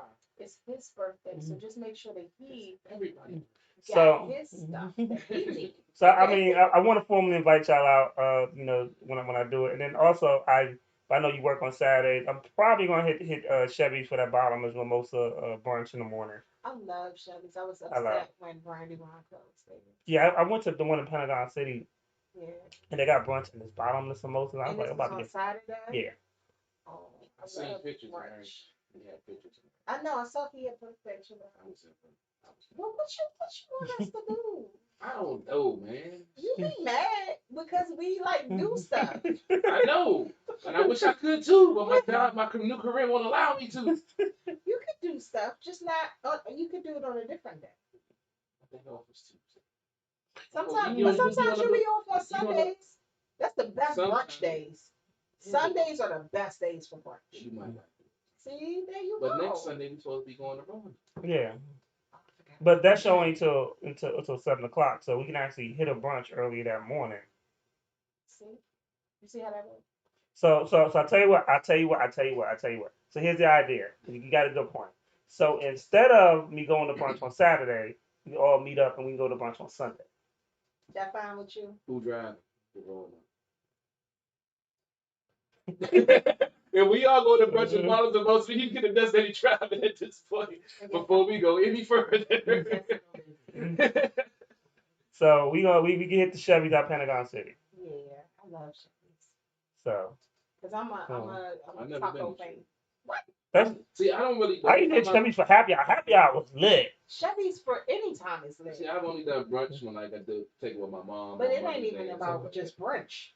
I've never been. Chevy's, you can go. That's a restaurant. They open. I don't Yeah. really go out. Clearly. Yeah, we see. But it's tacos and tequila. Remember, I was allergic. I wasn't. Allergic. You was about to lie. I haven't messed with tequila, so I started hanging with y'all. Allergic to I tequila. was allergic to it. I was out of fear. That's what it did to me the first time. See, at the bar we help you overcome your fear. Yeah, now But that's not allergy though. now I'm a fucking agave alcoholic. Yes. We're happy. 'Cause So- tequila's amazing. So here's an interesting question. I got this from a black single group on Facebook, and I actually put it in at the bar. It said, should a DNA test be mandatory before a man is put on child support? I've seen these. A lot of people had opinion of this. I'm not. Couple women said no. One woman said no. I'm not gonna say mandatory. If the man thinks that it couldn't be his, then I think then it should be able to say that without having the man have to pay for it. Well, no, without him having to pay for the test. Because if it comes up that it's positive his, then he ain't gonna have to pay for it. I mean, you should know because there's a lot of things that's going around. A lot of folks doing things, social media, Tinder, all this other stuff that easy way to slide in somebody's inbox. Tinder ain't got nothing to do with this. Is an age-old issue. I'm just saying now it's much more easier to get out there and do stuff than it was previously with the all the social media apps and all of that stuff. So I wouldn't say mandatory, but I think it should be a prerequisite before you go on child support. That's just a fancy way of saying mandatory, nigga. Nigga, I'm trying to use my big words, man. I've been reading. You've been reading? Yeah. Read Trying to the- expand my Read the alcohol percentage of the bar. He was like trying to explain my, I said, No, I'm about to say that my selling points also. I'm learning other books to learn how to relate to people better too. So you can speak English. I really wish I speak badly. So any female that wants to call in that has an opinion about this definitely can call in. Yeah. Not because you my baby mama. Yeah, but please, if you are his baby mama, Call in Call. immediately. We'll put you right on and skip this question. You need to make 6 figures before you call. if you're ready to tell your story, let us know. Surviving CP3. They love it. So, how do you feel about this lady, Anthony? I feel like if you are taking things to the court, because I'm gonna say I am a mom, but at the same time, you know, that used to be my thing. I went to school for criminal justice and psychology. I wanted to be a lawyer, so obviously, when it comes to court mandates and things like that, I do still have an interest for that. If you bring it to court, it should be something that is there. If and right now the way it is, um, most states, if the mother wants to take the father for child support and there is a question of paternity, in most states you have to get that done in order to actually put the order in for child support. Okay. So most states it is. However, it's not a mandatory thing. When you say mandatory, that means she puts you up for child support, bam, automatically you'll get a DNA test. So that's what mandatory would be. Right now, it's most of the time it's a request. If you don't feel like you're the father, by all means, especially if you're married. If you're married, most people don't, Yeah. bring up a question of paternity, because it's already assumed by the state That that is your child. Yeah. So if you're married and your wife steps out on you, she stepped out on you, and you're married, you're gonna have to actually get your name off of the birth certificate because you're already gonna be. So to put that on child support, that will open up the door for a lot of other things. But I do feel like it's not cost effective for that to be mandatory each time, because there are some men who are like, I know this is my kid, but when you're bringing things to the court, I feel like that definitely comes into play. I really do. I have a bigger question. Mm-hmm. Isn't it sad that we even have to have this discussion? It's sad, however, it's a reality. It's a reality, though. It's a reality. But when did we get here? We've been here. To this stage right now. Well, let me be real with you. We got here way before we had Maury and things like that. There are a lot of men who don't want to be on child support, period. Okay? And those are the men most of the time that will say that baby ain't mine. Well, I'm speaking to the fact of where we don't care more, even though it's financially whatever, but you brought that child. That child did not actually be born. Correct.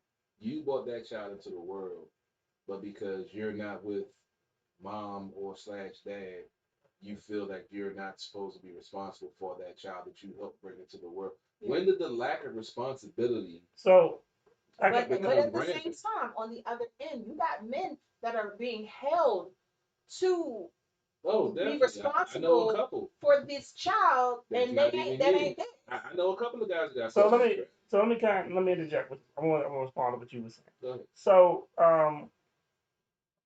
God bless my stepmom, who she passed away, Denise Williams. I got brothers and sisters on my father's side. I remember my stepmom called me and said, I'm thinking about putting your father on child support. What do you think I should do? And I was like, go right ahead.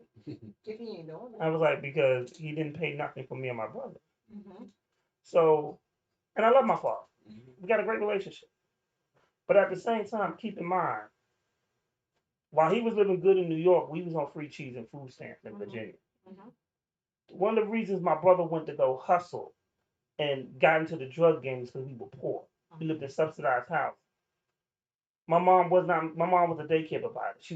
We weren't getting Jordans. Mm-hmm.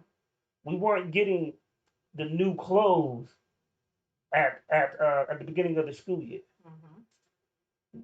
When we did get money, it was from our grandmother in New York. And had he been more involved, our lives would have been different. My brother would have probably played football, got an NFL contract. He was tier and top 10 elite, like he could have went somewhere. But the burden of being poor sidetracked him from his dream. Right. Which happens way too often.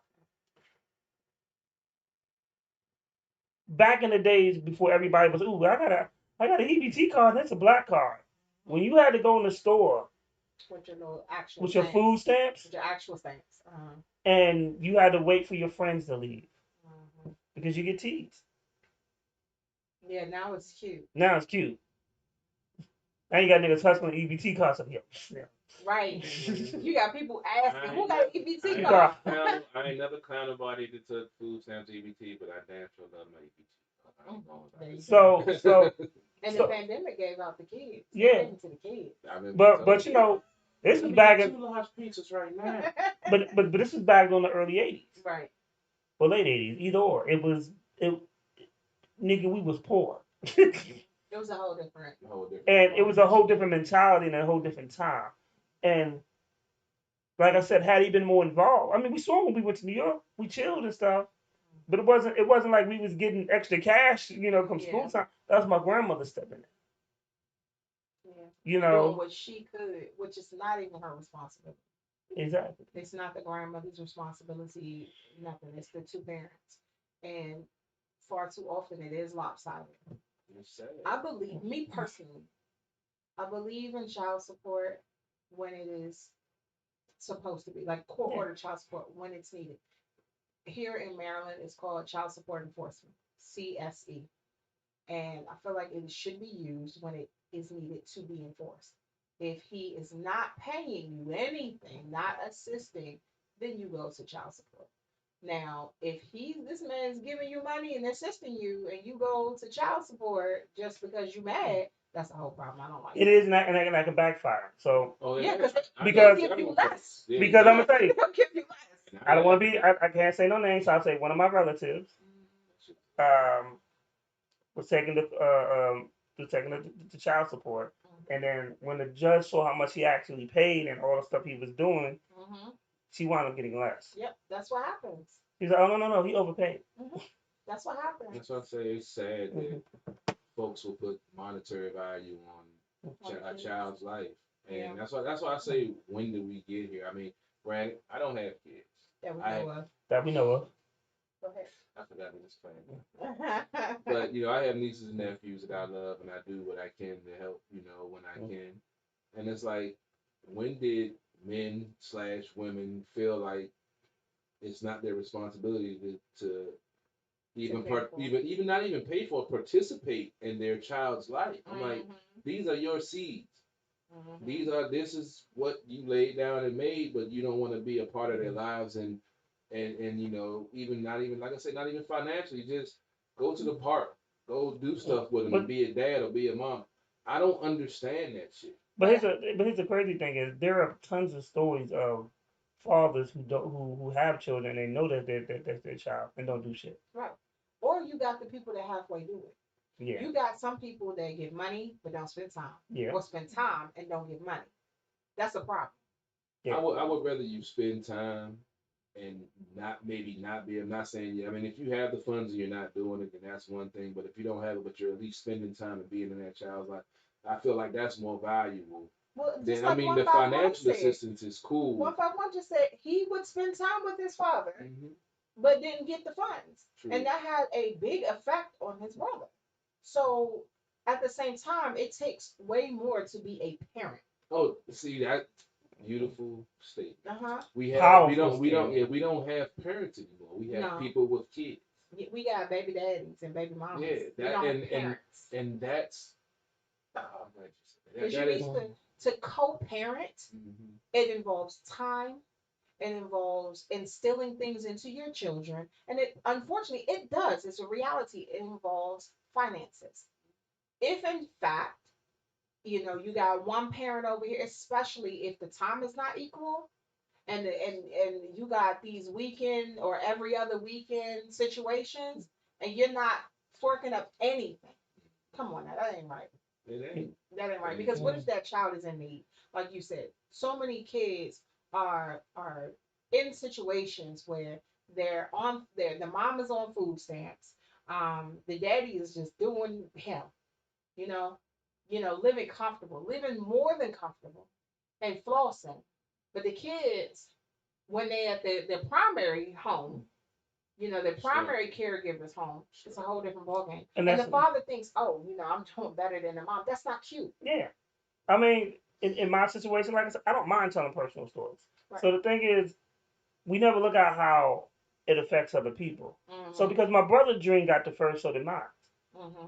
So instead of going the way to college like I really wanted to, now I'm helping my mother with my sister and my nephew. Yep. You know, now I'm trying to be a father figure to them and I'm the second child. And that's not a child's responsibility. That's what the messed up part is. And then on top of that, on top of graduating, I lose my grandmother. So, I could have been. My dream was to go back to New York. I could have made it in rap. Or So now- producing, yeah. or whatever.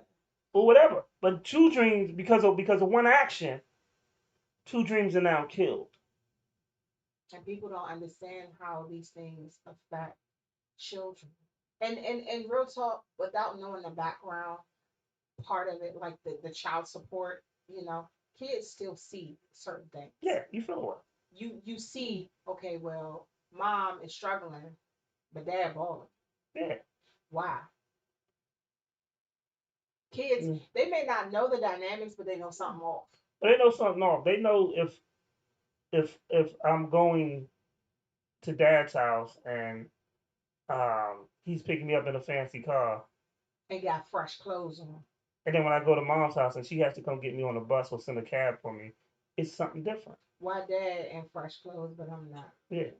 I'm not in fresh clothes. So I don't have everything that I need, but dad is living large. That's not cool. and for years I had a bad relationship until I repaired it, but I had a bad relationship with my father for years. I would go to New York and wouldn't call him. Or you know how you would find out I was in New York? I'd be like, hey, I'm in New York. You coming to see me? No. And people don't. Or I would go by my grandmother's house.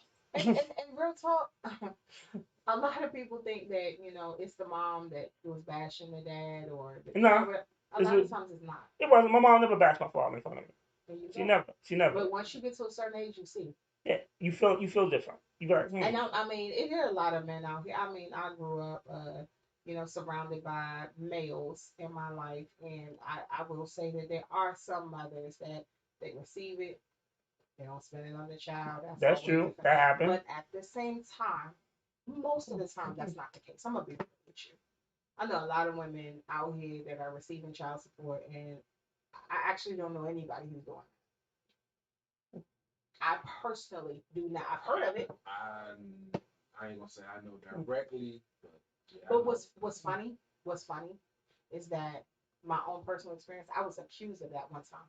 Oh, sure. And I'm like, the stuff that the claim was that I was spending child support money on certain activities that I was doing. I'm sorry, but child support most of the time ain't a lot. It ain't a lot. So child support is not going to get me on trips out of the country. Child support. It didn't get you a Bentley?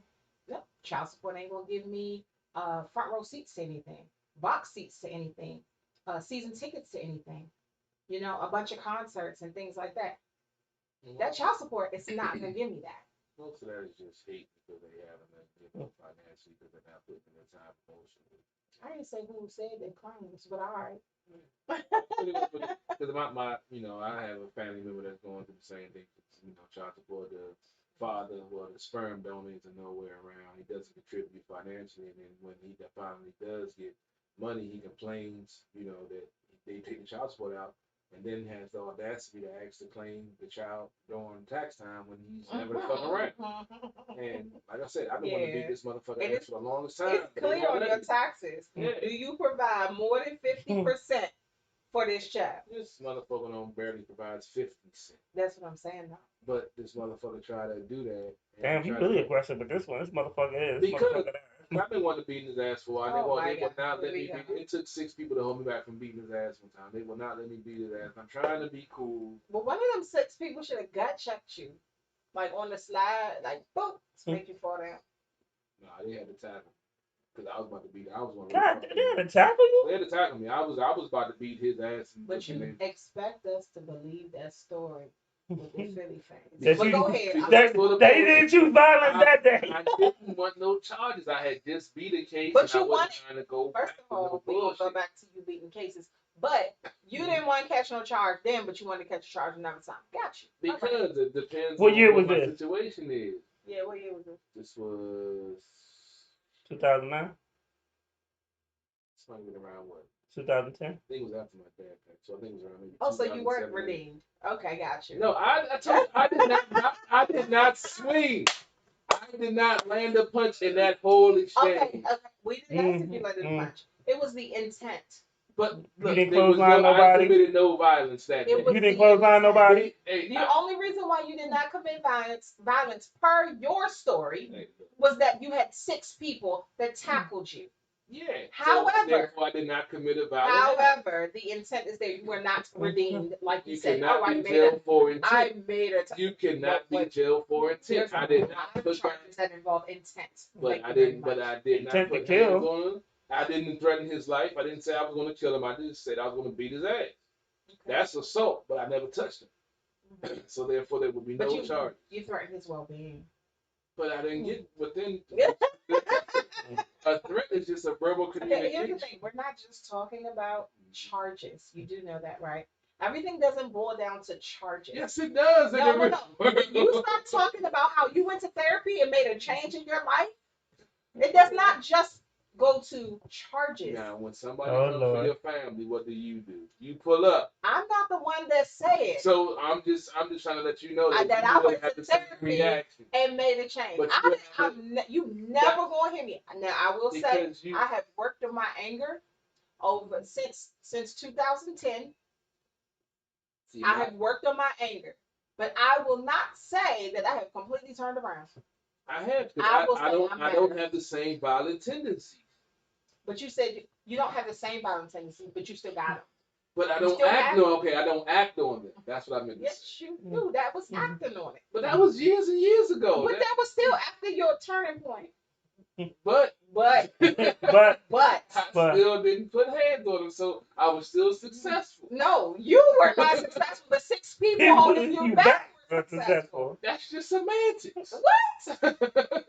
Your Okay. intent is what we're talking about. You know, Well, if you would have been in that situation, well, We're not talking about me. But that's I'm the not point. the one that said I made a the change. situation made me go when you have a And male. on top of that, I'm not incriminating myself. That's what I'm saying. When you have a male threatening a female relative of yours, when you're in there and you're the one talking shit, but he's not man enough to come at you, but he wants to. He try to- threatened her. He threatened Yes. her life and well-being. He threatened to talk about he was about to fuck her up Okay. in my house. You know what you Okay. could have done, Mister? I turned around. Mm-hmm. Could have talked to him and sang "Kumbaya."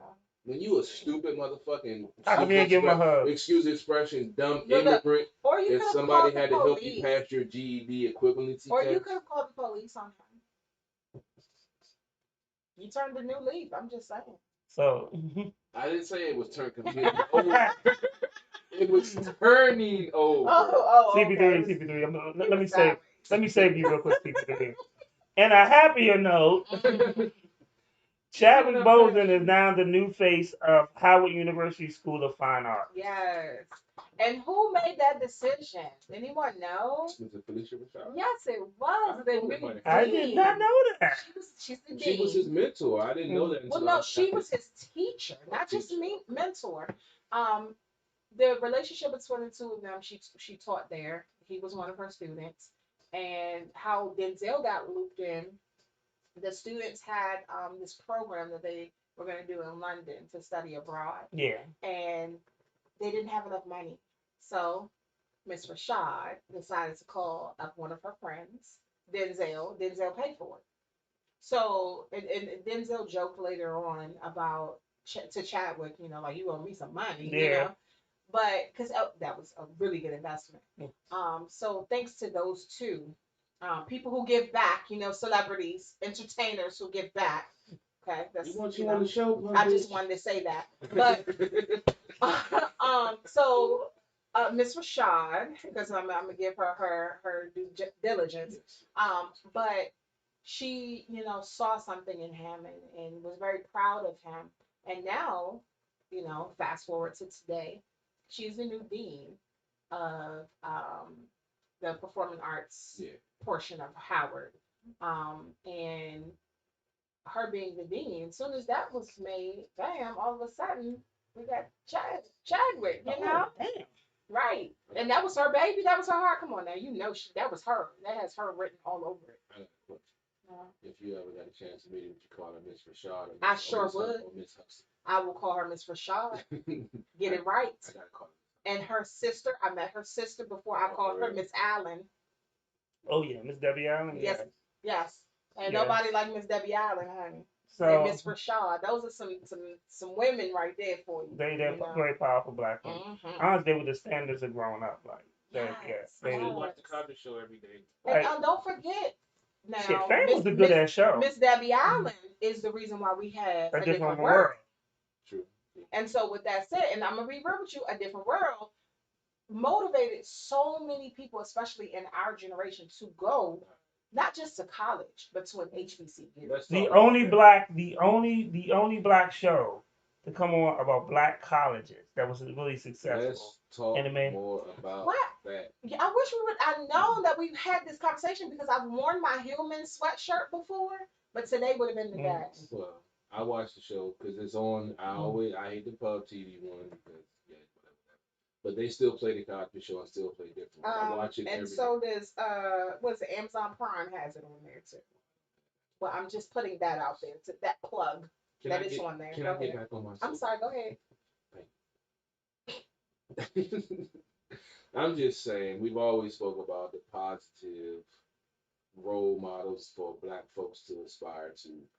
And even though with the whole Bill Cosby stuff that they're trying to say, even though I still been on record of saying my feelings towards that. And the different world, like you just mentioned about how it had, you know, black folks wanting to be black students and to get their college experience. Those shows are very powerful. Yes. And folks don't understand. I mean, if you take a step back and look at those shows and look at what's on TV now, you don't have that. You don't have anything showing a two-family household of two African Americans living in prosperity and providing for their family and having kids go to college and graduate college. Not get locked up, not do drugs, not sell drugs, not try to figure out how to make this happen and out in the streets doing this, but actually showing positive role models for black folks to aspire to, like we've seen for so many years from the non-minorities on television. It's sad to see what we see as black people on TV. All we see is the negative. Yeah. All we see is, you know, drug dealers trying to do this, trying to do that, people shooting each other, yada, yada, yada. And I just have to say one thing I love about being in car sales is I meet a lot of different people. And this week I met a black couple with kids that I felt like this is like the Cosby Show. Because it was one, the husband was ex-military, went through some hard times, filed bankruptcy, was trying to get back, getting back on his feet. His wife, strong black woman, she beat me down on the finance track. She took all my money. There you go. But she was looking out for her son. And she was showing him how to be a consumer. And he got the car, he was first time buyer, just graduated college, sports recreation, and he's working with the Charles County School Board. I told him I actually want to get him on the show, on my show, talking sports or whatever, because we always hear about the fucked up negative stuff that goes on in the black community, but we don't shine a spotlight on the families that are doing and are showing their kids the right way. And just the fact that I had that conversation with her husband, and he was breaking stuff down in a way I hadn't thought about. And he was we were talking about finances. And he took it back to the slavery days, to when the slaves did good or whatever, the masters would let them get drunk and party and have fun, but they never thought about the aspect of the next day, or we're not getting financially compensated. And he related that to folks nowadays, how all we want to do is go out, get turned up, buy bottles and buy Jordans and buy flashy stuff, but we don't think about the next day because we're conditioned to think, oh, when we get a little bit of money, we do well, we need to go out and party and blow it and yada, yada, yada. Yeah. And I never thought about it that way. And it's like, wow, that was a revelation because in my past, you know, when I got that money, got that whatever, man, we gonna go get fucked up. Let's go do this. And we at the club getting turned up. I'm dropping $3-4 grand at the bar, buying the bottle for $500 that I can go to the store and get for $30 at the fucking corner store. So it was some deep shit, man. And it's like we need more of that shit out here. Well, here's the thing: we're conditioned to not think outside the box. We're conditioned. Like I remember growing up, you know, my favorite show was A Different World. You know what my mother's favorite show was? What's that? Cops. My dad's favorite show was Cops. Which they snatched off the air in recent years. She watched Cops and America's Most Wanted. We are conditioned to think that we are criminals. Yeah. And granted, there's a lot of white people in America's Most Wanted. But when you say America's Most Wanted, when you say Cops, you thinking the black man running and getting tackled by the police. And for years, and when I was younger, I watched Cops with us.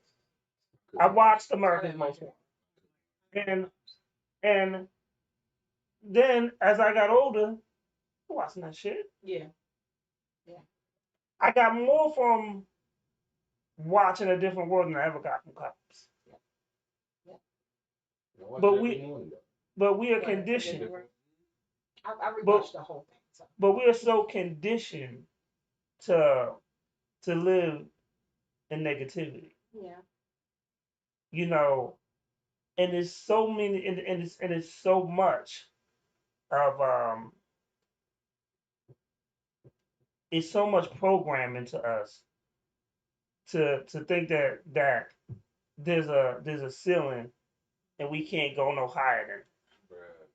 And when you tell us we are nothing more than criminals, when you show us that we are nothing more than criminals, and then when you show us that the thing to do is to go to college, the thing to do is college can be fun, college can be beneficial. You can speak your mind. You have a voice in college. When you show them that, that's why the HBCU enrollment went sky high because of that show. Yeah. Well, I'm kind of conflicted on college, but I mean, my politics. But it's not even just about.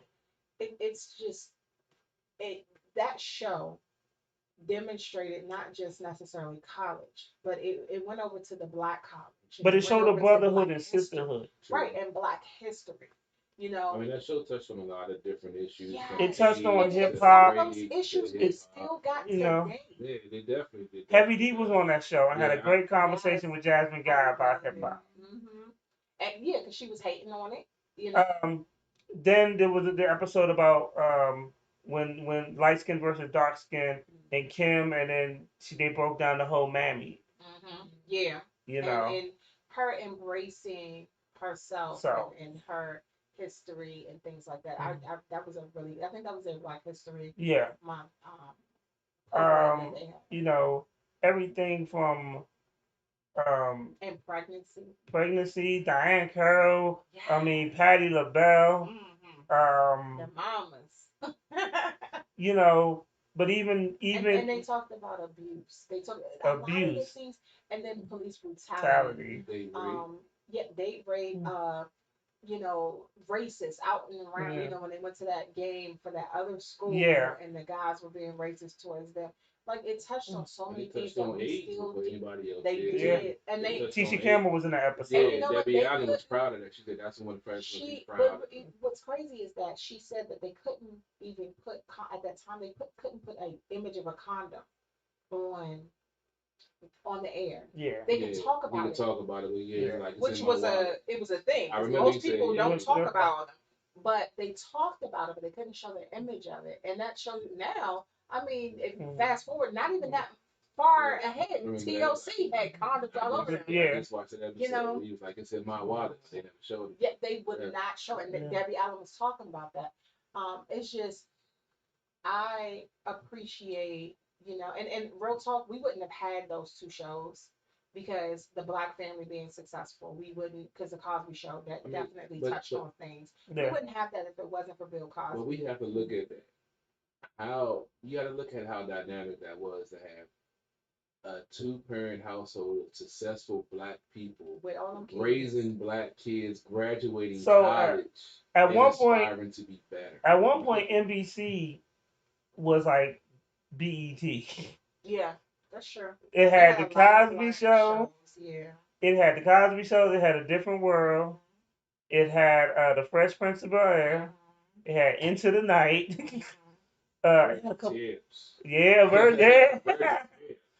You know, it had a lot of Black shows on it. Yeah. Amen came on there. 227 came I on there. forgot about Amen, motherfucker. Sherman Hill did his thing. Old George Jefferson. Yeah, He was Deacon Fry. Deacon Fry. See, that's the thing. See, it's crazy how now, where the world is supposed to become so more diverse, we have less shows showing positivity. Well, and more shows showing negativity and people dying and getting killed. So and when drug we money talking and all about that. that, y'all were talking about that on the show that I wasn't here, and I was sending messages. I think that's the day I pulled up. But why you shaking? She was about to start jumping, y'all. Like, I was scared for my life. He's shaking his head like he's traumatized. Because, man, I was sitting here every day and I saw that door open. I was like, hold up. I ain't got my shit. Who that? And then her son was gone the door like, yeah, I got her back.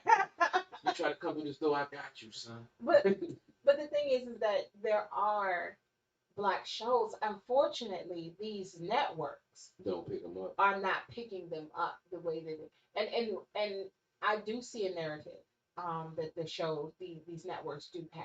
Mm-hmm. And the narrative that I see, my father complains about it all the time because a lot of it is unrealistic. But they're so focused on inclusion. They're so focused on pleasing everybody that most of the shows, they don't understand that they're falling into this trap. Most of the shows, you have a Black woman with a white man. You don't see Black couples together.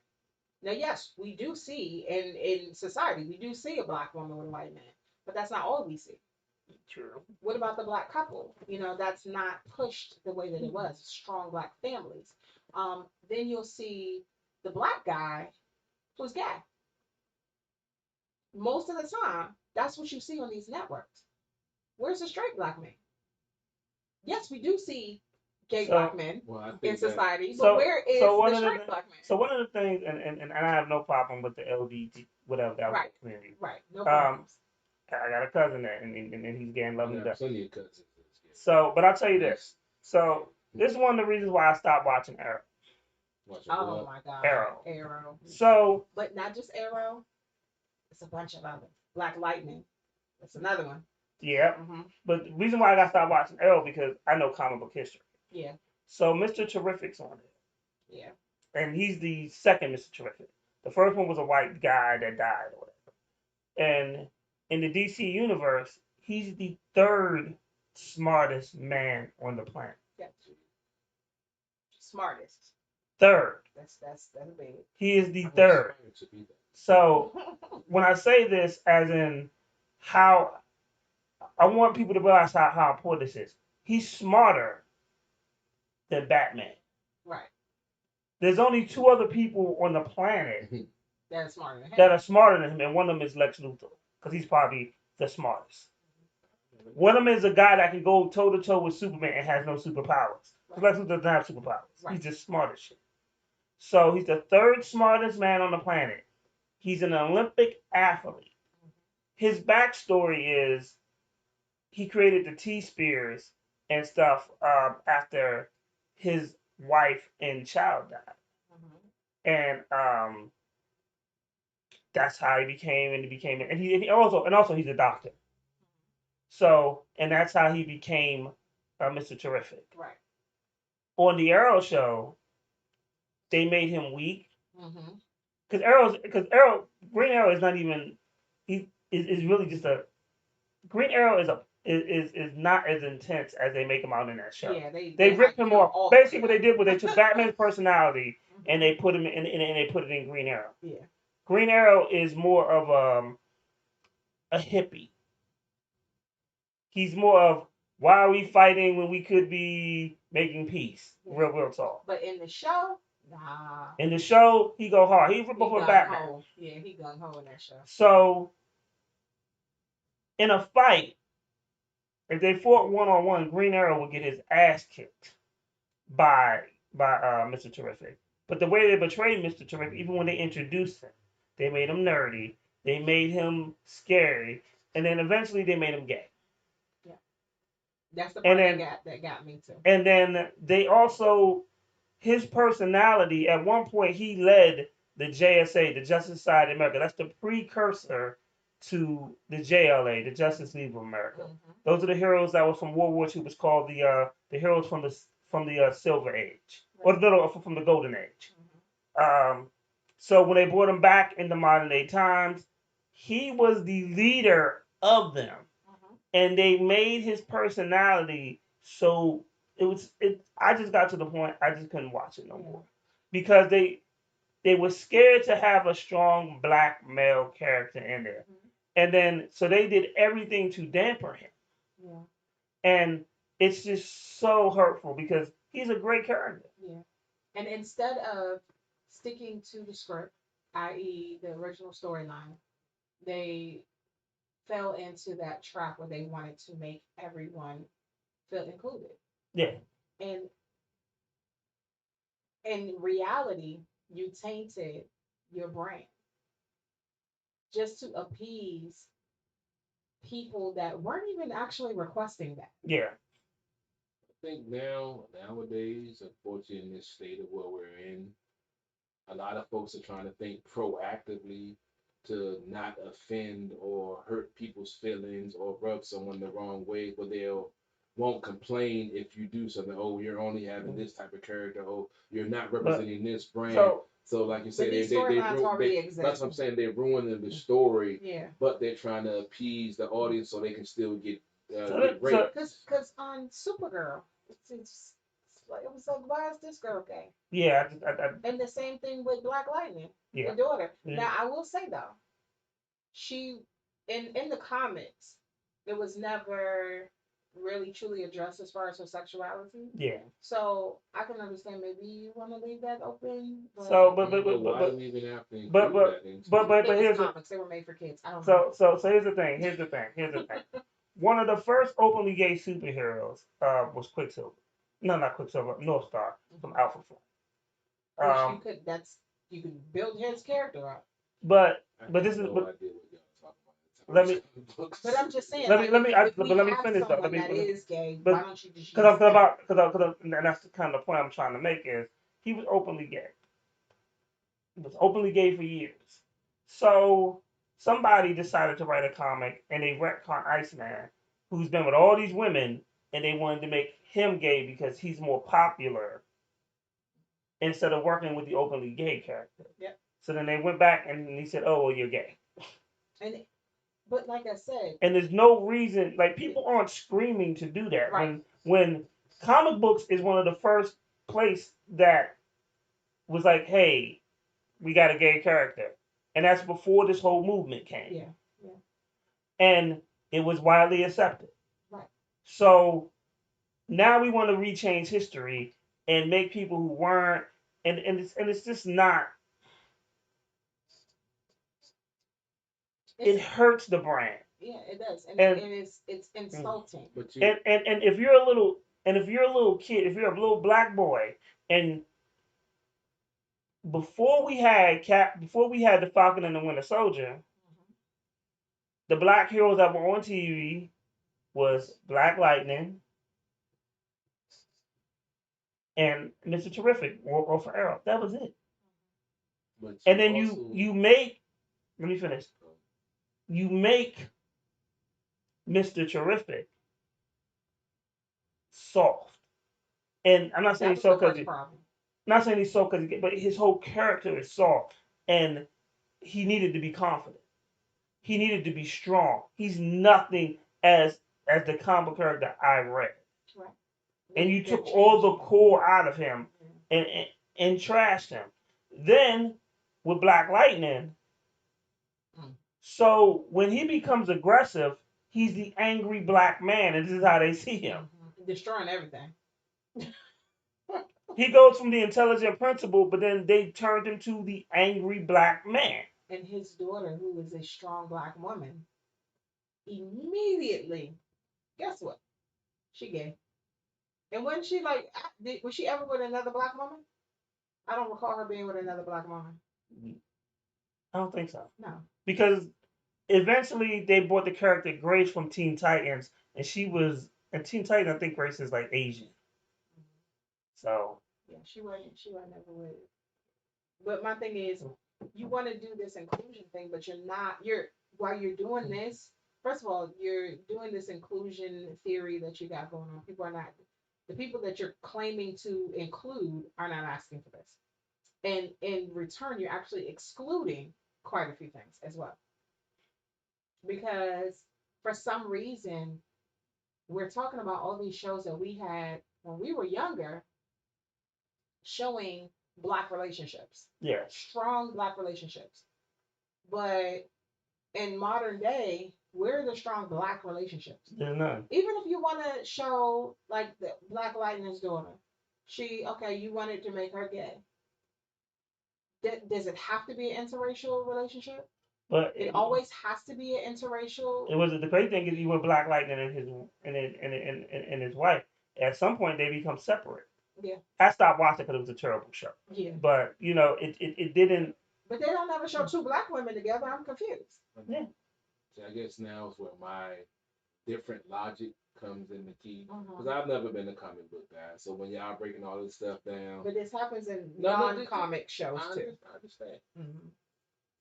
My logic has always been, in order to end racism, you have to intermingle the races. No. No, like I said, this is my theory. I'm not saying you have to agree with it. But no, I'm asking all the time. My thing is the only way you can end racism because you can't hate someone that's part of yourself. So we're already intermixed, but some folks just don't want to believe that principle or understand that whole genetics breakdown. So most folks that are racist or prejudiced are of the fairer complexion. And the only way you can dispel that racism, because we've all seen the stories of the racist granddad that the granddaughter had a mixed baby. He said he never wanted to see the kid. He disowned him. But then once he seen that baby, he fell in love with it. So mixed grandbaby, right? Exactly. So I understand what you're saying about the strong black family, and the white folks will probably say the thing about the strong white. They're tired of seeing interracial couples on TV, like the Cheerios commercial and all that other shit. But in order to drive the point home, not saying that folks don't understand it, but in order to change perception, you have to change the dynamic of what people are seeing as normal. And not to dispel the strong black family, but in the civil rights movement is about us being so-called equal and being looked at equally in the eyes of different races, white, whatever, yada, yada, yada. So if the end-all result of it, we all being looked at as equal, as you don't have the so-called prototypical black family on every corner and in every neighborhood, but it still exists. But in order to get a racial equality, there are more interracial couples. I really don't see a problem with that. But I don't think. What about the strong black male lead? What about that? I don't see that as much as I used to. Oh, you're not going to see it, but it's more prevalent in the community with people doing it. They might not personify it. I'm talking about on TV. Yeah, unfortunately, they're never going to show. But the thing is like this, CP3. I mean, they have, but it's not going to be something you see. But CP3, I mean, my feelings is like an interracial couple is not going to end racism. It's not going to end. I'm just going to because it's always going to be a mixed bag of tricks. Like they're always going to be like it's the same story over and over again. Her dad, her mom didn't like him, and yada yada yada. It's you know it's all around been the there. it's all around the world. Same song.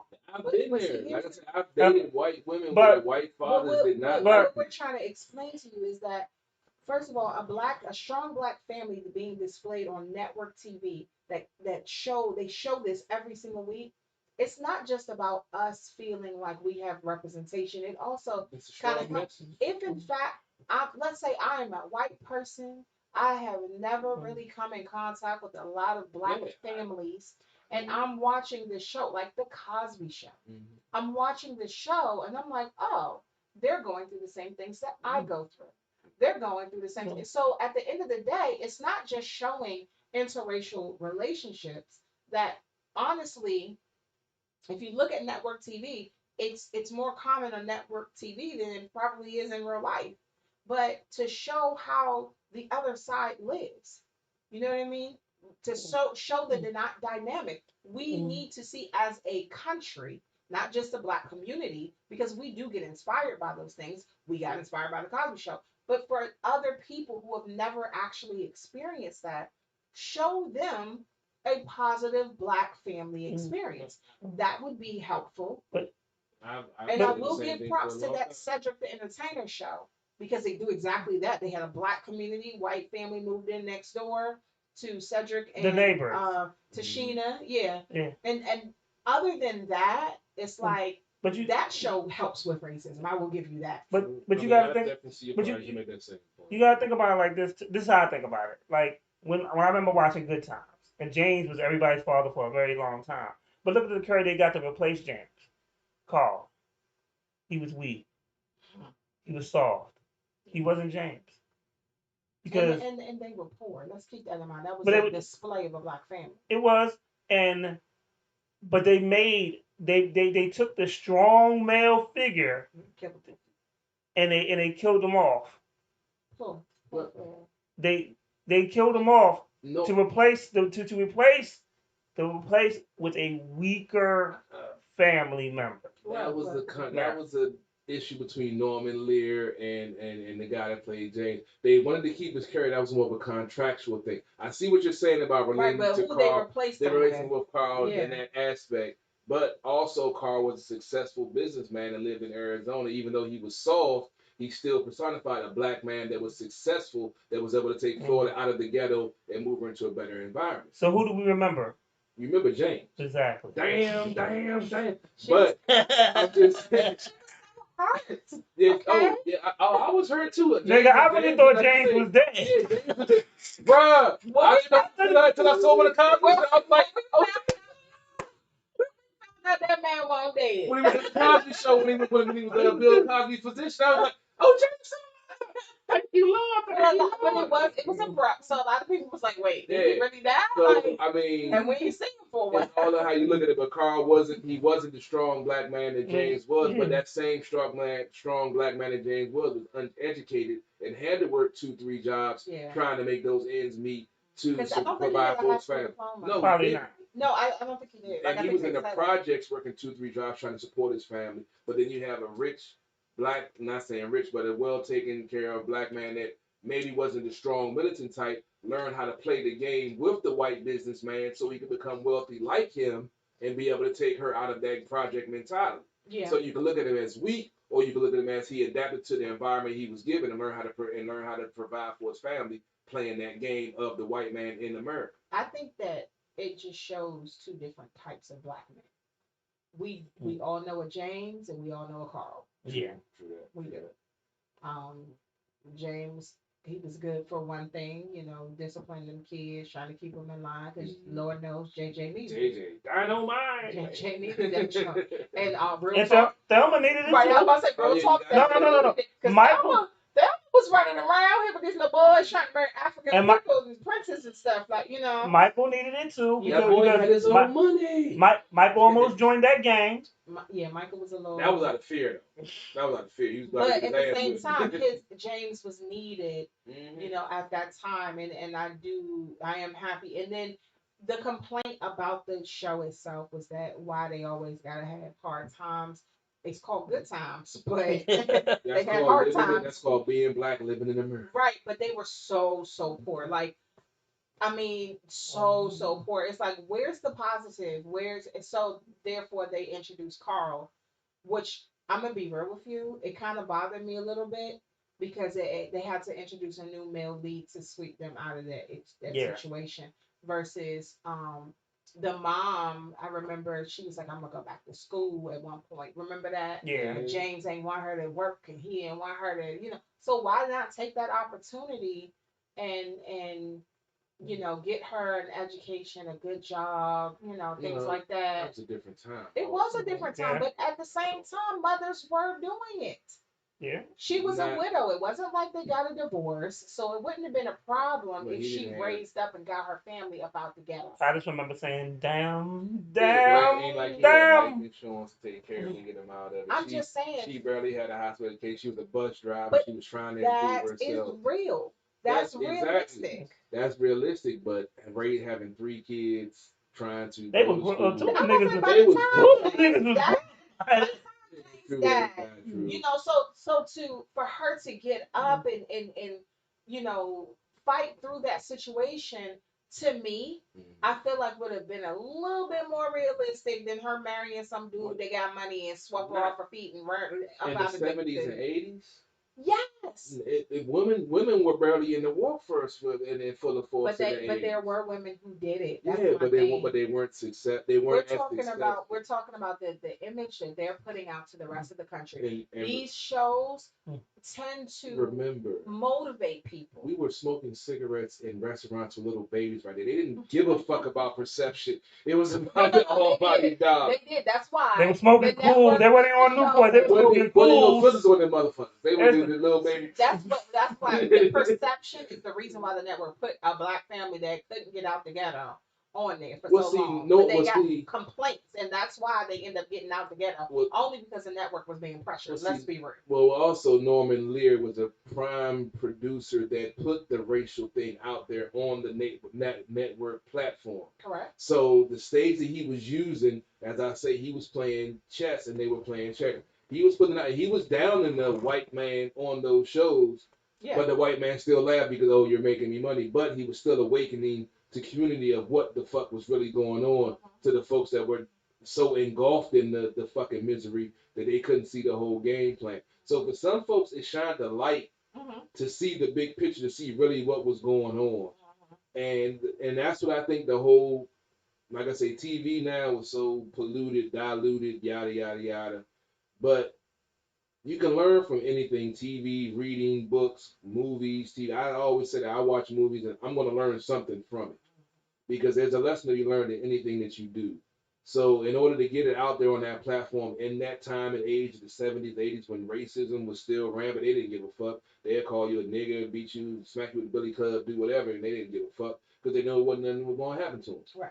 So at that time, to even put those things out there on the platform, to see a strong black husband standing up for his son the gang was trying to enroll him, and he wanted to tell him, yeah, I'm willing to die for my son because you're not going to have him because he's mine. So in those aspects, I feel like they shined the light on the black community and the plight that this government and country has put the black community in. Right. And that's why those shows are so important. And then the fact, like you say, where they killed Dolph James, contract dispute, whatever, showing a strong black man, and then showing that there are successful black men that might not be the militant, strong, barking going against, which I can relate to. You was what? The strong going against the man because we were getting screwed over and So being you feel like over. you're more like Carl than James? I'm feeling like I was more like James in my 20s, and now I'm more like Carl because I'm more diplomatic and know how to adapt to my environment. I'm always not just banging my head against a brick wall. I know that, sometimes. I feel like you're more like them gangsters that was trying to recruit. You know what? Did you not see that one coming?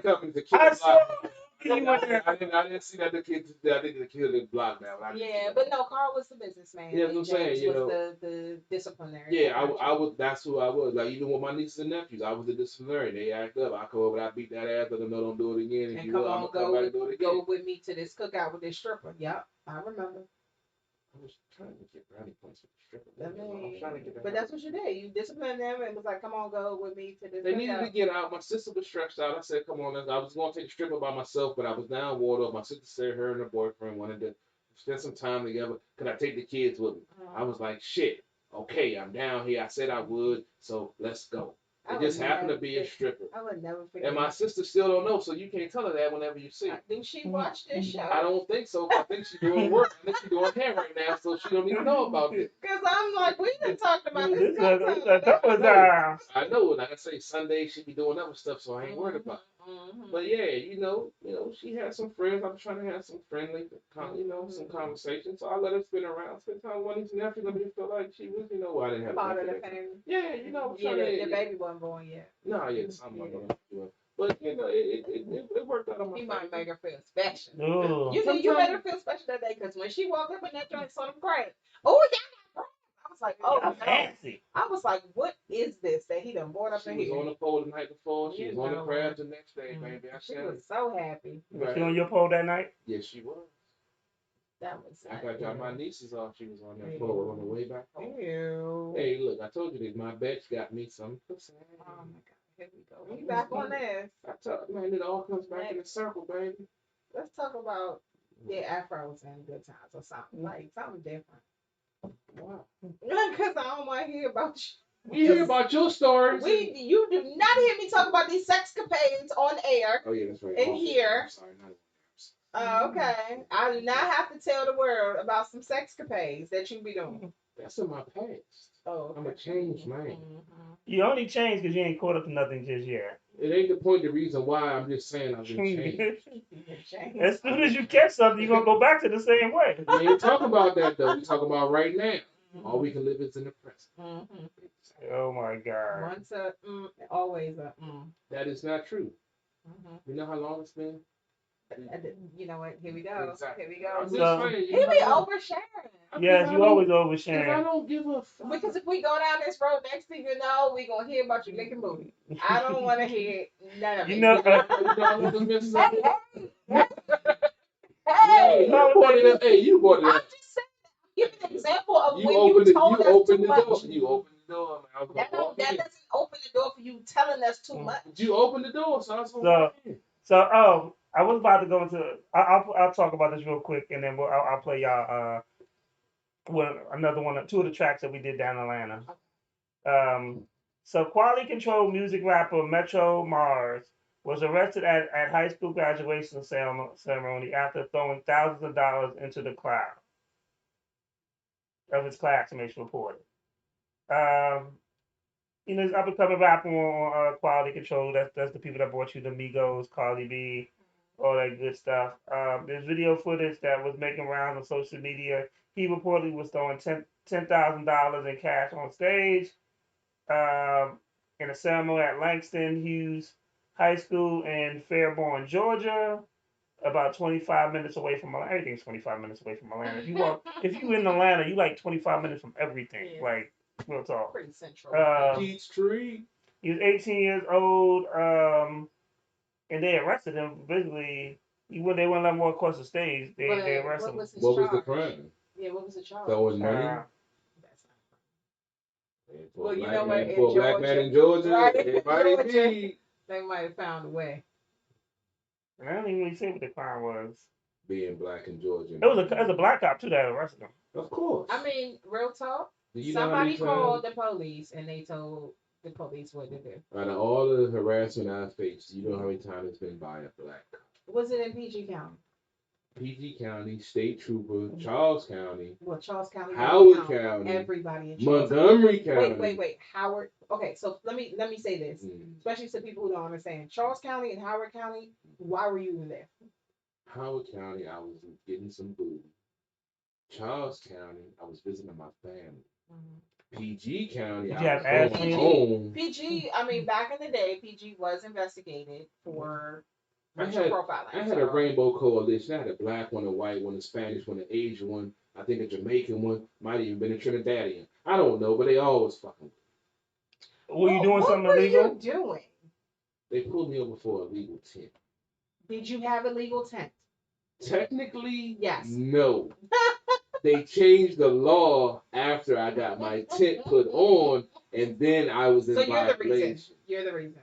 I'm just saying, just because I had somebody that I might have known on payroll. That Okay, could but find when some they things. change the law, guess what's supposed to happen? Per the law, you're supposed to change your tent. But per the law, does it mean that I get pulled over by 6 different cops and guns drawn on me, and then telling me they're going to call my job and get me fired, and they want to lock me Okay, up? let me ask you a illegal question. tent? Let me ask you a question. Sure. Prior to them saying that they were going to get you fired, Mhm.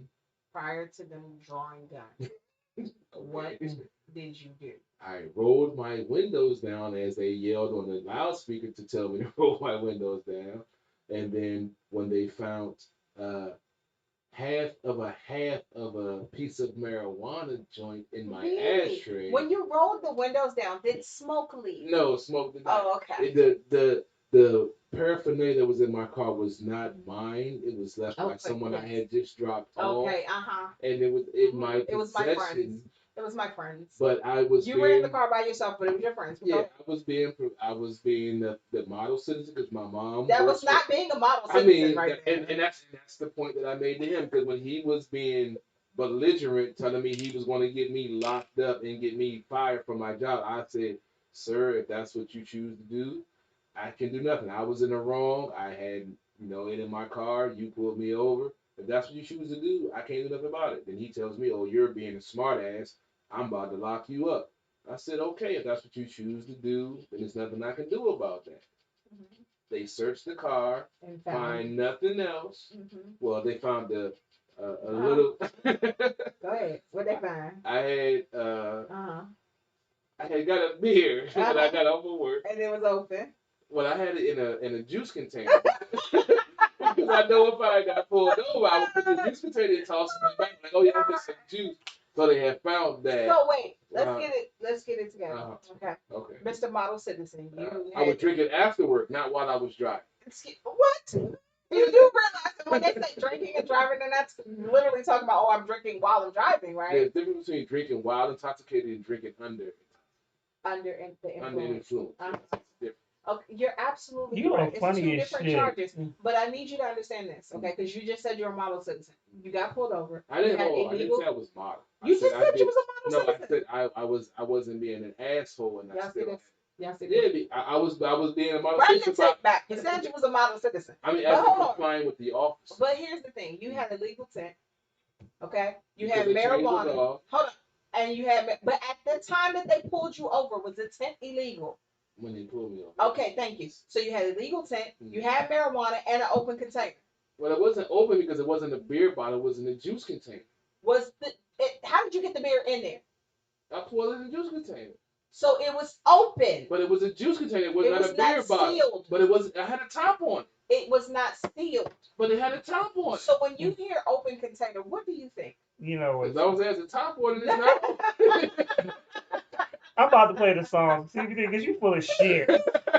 He should have been locked up. He should have been locked up. Plain and simple. Okay. End of the story. Because he harassed me so bad, I went to court. He didn't show up. I beat the ticket. No. You beat the ticket because he didn't show up. It has nothing to do with Because I was innocent No, of the charge. you were not. If they don't show up, you're not innocent. Is it on my record? It doesn't matter. You still did it. You should have been locked up. It was nice. No, it was no. I didn't tell you the rest of the story. He called for backup, and that's when the Rainbow Coalition came out. The black one, the Asian one, the white one, the black You should have been Korean one. locked up. But I didn't do nothing. You had marijuana, illegal tent, and It an was open that container. much marijuana. Was I it? got caught. It was Was it paraphernalia. illegal? Was it legal At though? that time, no. Was it legal? But I couldn't get charged. But it was so small, I couldn't get charged with having possession of weed. It was possession of paraphernalia. Okay. That's how small it was. But you were doing illegal activities. I wasn't smoking when they pulled me over Why was it in your ashtray then? because my friend had left it in my ashtray. My friend. You're lucky you're not in jail. You're lucky to be alive. Let me play this song. You're so full of shit. Right. Thank you. I want him to keep on going. Just because I'm The more he talk, the worse it got. No, but that's what I'm saying. Because I. Crank it up, Pedro.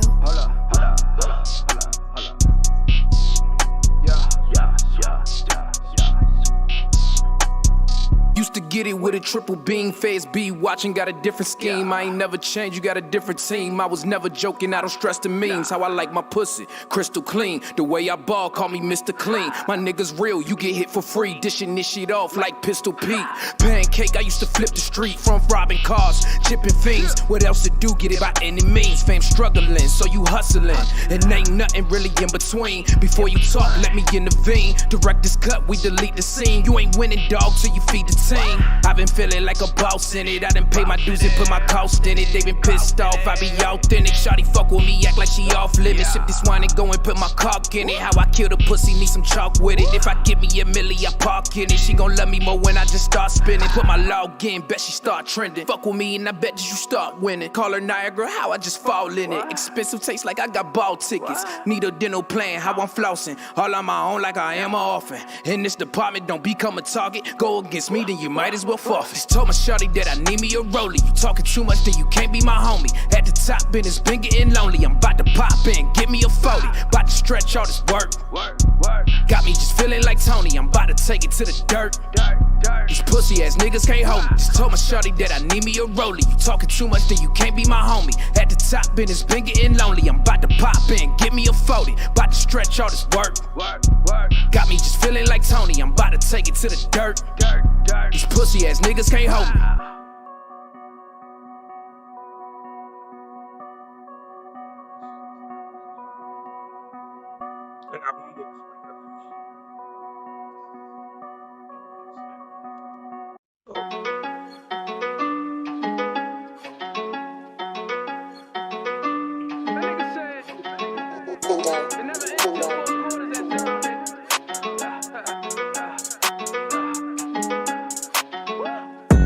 Oh, he fell in love, he ain't working hard, we ain't doing favors.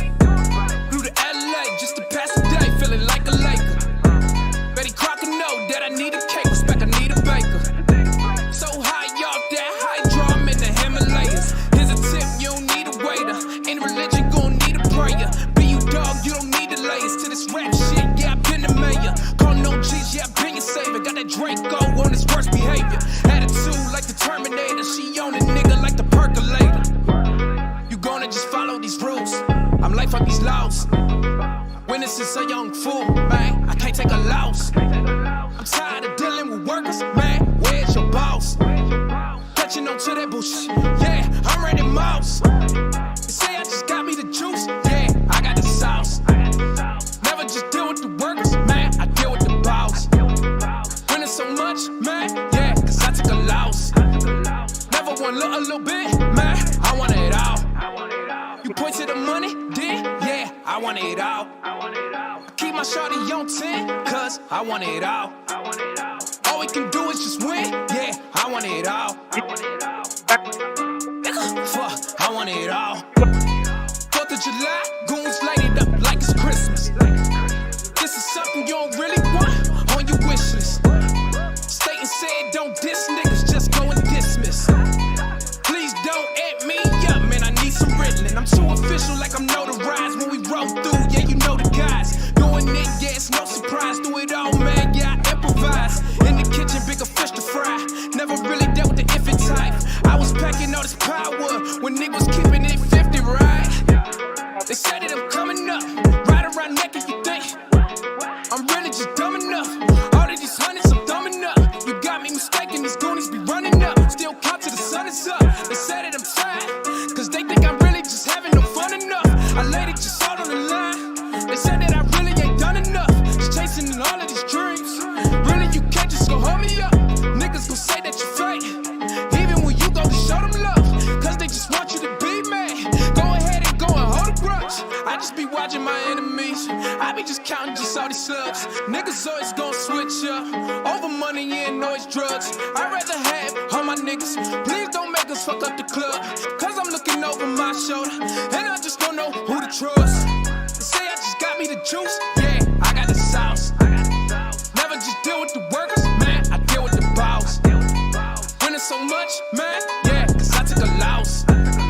Never want a little bit, man, I want it all. You point to the money, then, yeah, I want it all. Keep my shawty on 10, cause I want it all. All we can do is just win, yeah, I want it all.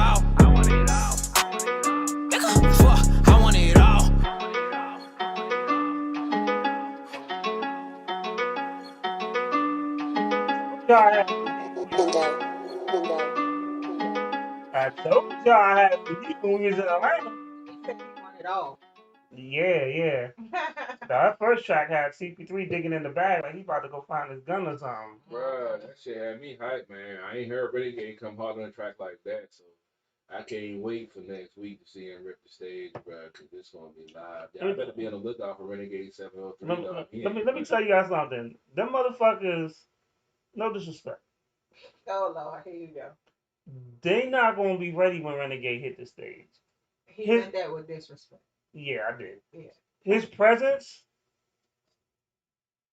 I feel sorry for the nigga that gotta go after him. Bruh, all I know is If you ain't never seen Renegade perform, I feel sorry for the nigga that goes after him. to be honest, I've never seen him perform live. So You seen the videos? I've seen the videos. I've seen the videos. I haven't seen him live. I was there at the video shoot. You know, I saw that, but yeah, I'm hyped to go see him live because I think it's gonna be like real talk. When we was when we did Money and we was in Austin, Texas, South by Southwest weekend, right? So we was in this club. We were doing the show up top. They was doing the show on the bottom.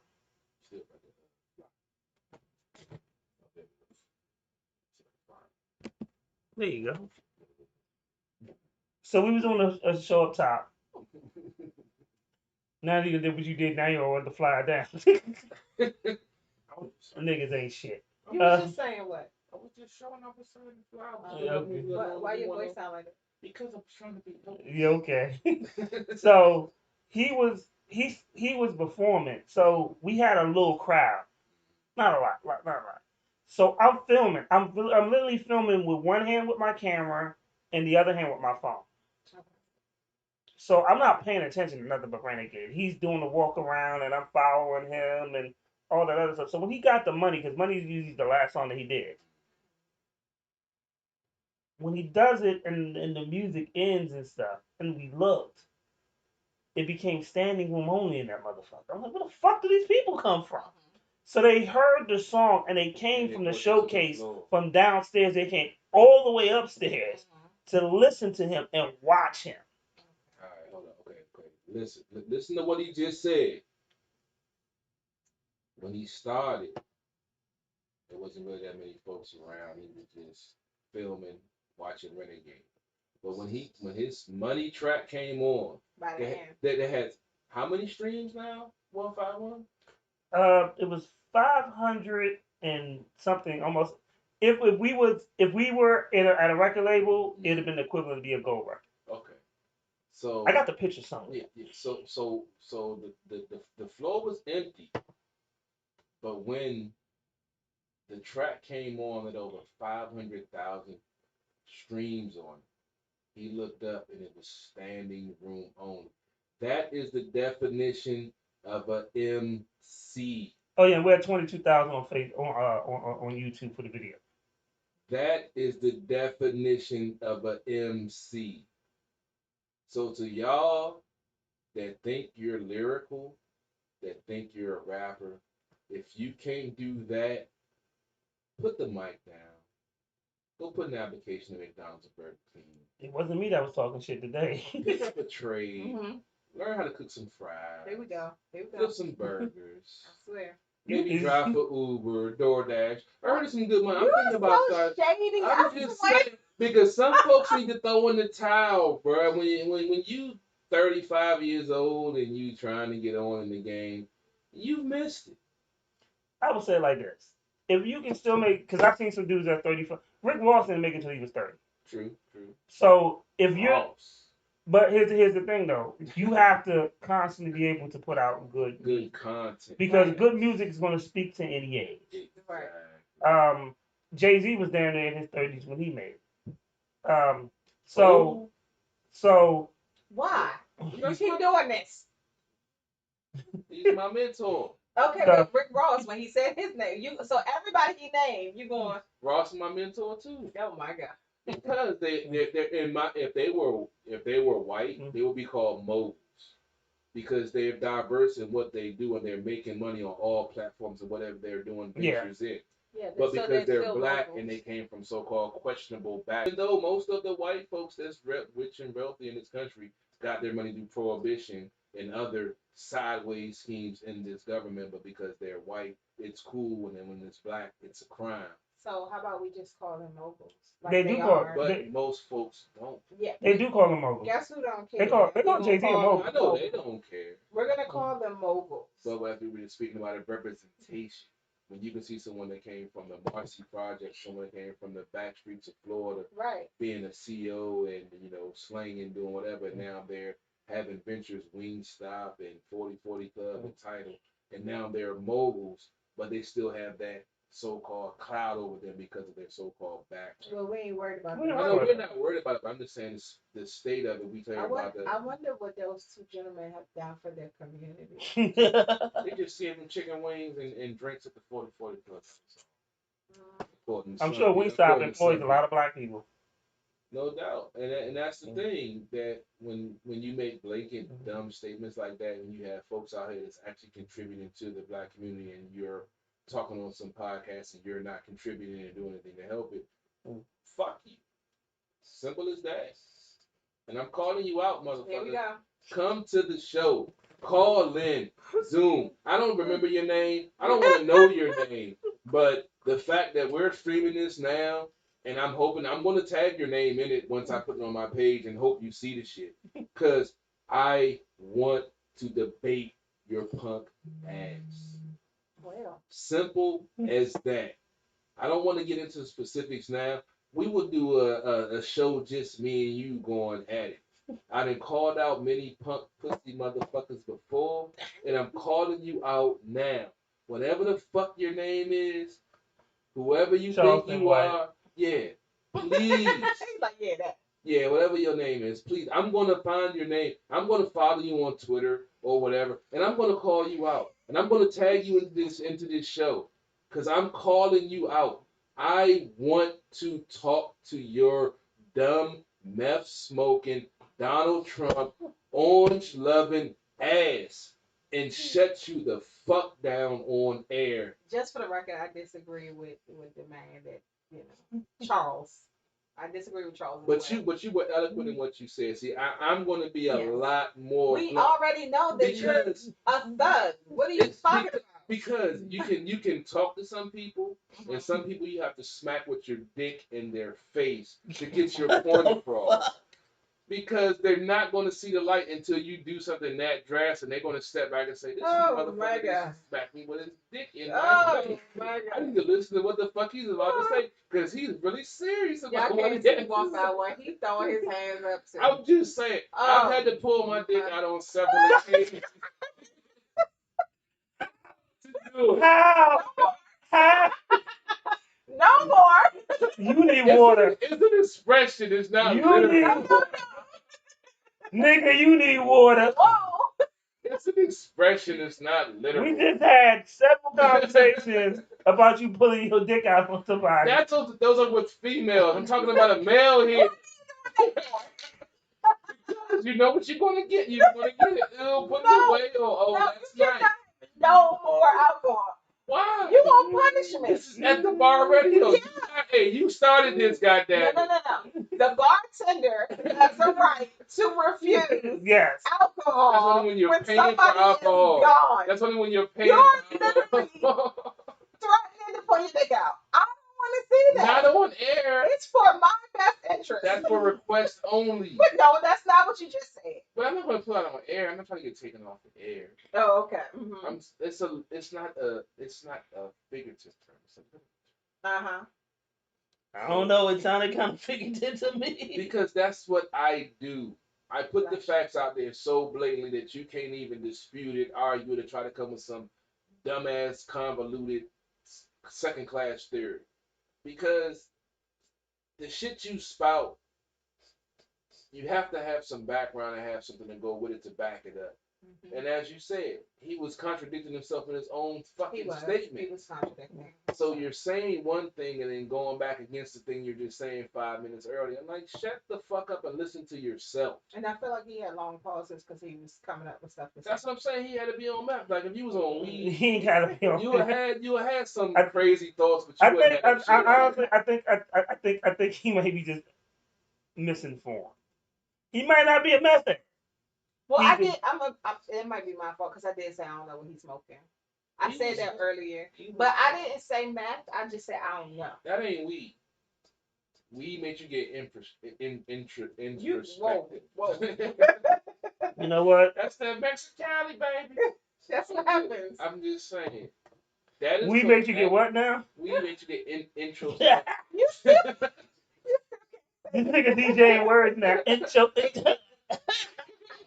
Hey, look, man, as long as I get the right word out of something, no matter how long it take to come out. No, it does matter how long it takes. No, it doesn't. I know a lot of niggas just stutter, but they still they put it across. But nobody takes them serious. It ain't the point. They get No put it across. Wait. No offense. Hey, I had anybody when I was younger. That's fucked up. But Did yeah. you stutter? Yeah, I used to stutter. When I used to get overexcited about trying to say something, I would stutter. see, it ain't no love. You see how she just laughed at me just there? See, there's no love. Because if you said overexcited, I can imagine you trying to talk to a girl. And you about to get it in and you start stuttering. What's your name, bitch? They all are either baby, honey, or sweetie. You never name names. You was so stutter. You got that? What's up, babe? I'm all nice and smooth. Oh my God. You try to say a name. What the fuck? Just a random ass question. Have you ever woke up to a chick and you know her name? Yes. I'm about to say, I know you didn't ask this one right here, that question, because I'm sure. What did you I do? could answer that for him. What did you do? Looked at her ID. Wait, so you went in her stuff? You fucking right. I ain't gonna miss out on no pussy because I ain't giving no name. Did you take anything out the wallet? No, I ain't no thief. Give a names with But you just gonna rummage through her thing. Your wallet was right there. So you went through her shit. You went through her shit? Your wallet was on top. Uh-huh. She was in my house. She was in my bed. Did you take Oh, $2 so that out? means I could just rummage through her I thing. didn't rummage. It was on the top. Shit. You went through her purse? No. I just got her idea. Like, oh, yeah, Regina. Okay. Oh, my God. I'm just saying. I meet a lot of people. Oh, did you smash a lot of people? I used to. See? Exactly. But you got mad when I called you a whore. I used to be a whore. I keep on telling I'm a whore in recovery. Uh-huh. It's a 12-step program. You know, being a whore is also a mental state of mind. I used to love that mental state of mind. You don't have that no more. How long has been? I didn't ask you how long anything has been. I said COVID fucked my game up. your mental state of mind. You're still a whore, I believe. I'm still a whore, but I don't act on my actions. It's all about the actions. I don't act on them. I'm still a whore, Yes. but I don't do whorish things anymore. Only because of the opportunity that has. It doesn't matter the reason why. Oh, okay. So what? If alcoholic is clean, he's clean. Not because the liquor store is closed. He's clean because he's clean. So what happens when you fall off the wagon? So when you are presented with the opportunity, you going back to being a whore? I mean, that's. So what happens if you... It's started already. Betty at CP3. What happens if you get a good girl, but then you have an opportunity to be a whore? If I get a good girl, I'm settling down. Because I know good girls are hard to find being single for so long. So But you whored on good girls before. But I wasn't ready for it. Now I'm ready for a good girl. I'm willing. I know. I admit that I was a piece of shit when I ran into some good girls, and I did some good girls bad. But you know, once they're gone, they're gone forever. I was about to say, which JC? That's my man. That's exactly what I was thinking about. And that's what made me think about it. I was like, you know, that's a real statement. You done run with some people. That's why it's so hard to find. I know, and that's why I say it's karma. That's why I don't get mad. No, it's not even karma. You ran through a lot of good girls, and they're not good no more. But it wasn't my fault because I wasn't ready for it. I wasn't Hold ready. on. How was it not your fault that you weren't ready? Hold on. How you gonna So have? guys, I just want y'all to know Hold on. that there is a shortage of good girls because CP3 ran I'm through just them. how you gonna have strippers on one hand, being in the game on another hand, having a good job and making good money, and a lack of good dudes. What do you expect a man to do in his 20s in that situation but be a whore? Why do you have to ruin the good girls? I wasn't trying to ruin them. I thought I what? thought I was ready to settle down. But then you know what happens when you start getting serious with one young lady. Then 151, you can attest to this. Yes. You know when you start getting serious with one young lady, She about to say something. that all of a sudden, all these other young ladies come out of the woodwork saying, "Oh well, I didn't know you were looking to be in a relationship. I kind of thought of you in that light also." How many times that shit happened to you? And how It happens a lot. But at the same time, you don't have to engage. But when you're a whore in recovery, No, recovery you is are a a whore 12-step you are a whore at program. that point, Sometimes you have a relapse. No, when were you in recovery again? Because I could have sworn that this was your whorish time.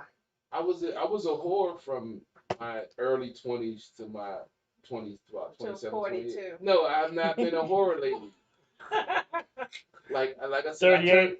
42. I mean, I had some whorish ways that came out in my 30s, but I was single, so I wasn't being bad. I wasn't cheating on nobody. I was just being a whore. Yeah, and there's nothing wrong I'm with that. sorry. There is a movement to not slut shame. We're sorry. We're not going to slut shame. That's what I'm saying. There's nothing wrong with liking He sex. said that's what I'm saying. So you're admitting Because I was a being whore. slut. Yeah, I You was don't a want to whore. slut shame. But the thing is, it's a what's they say? I would double-edged suggest sword. I would suggest that he goes to the next slut walk. However, I feel that he will get in a lot of trouble. So the funny thing. I was about to ask him. I was about to say, if Amber Rose told you, go ahead, bro. She's the one that does the slut walks, and she no, just the fact you came said out Amber Rose than anything. I'm yeah. She's at the slut walks. she makes the slut walks. So if she said you're gonna do a slut walk with me, you doing it? You fucking right. Amber Rose, man. That's your favorite slut. I mean, she's just sexy as a motherfucker. Is that your favorite slut?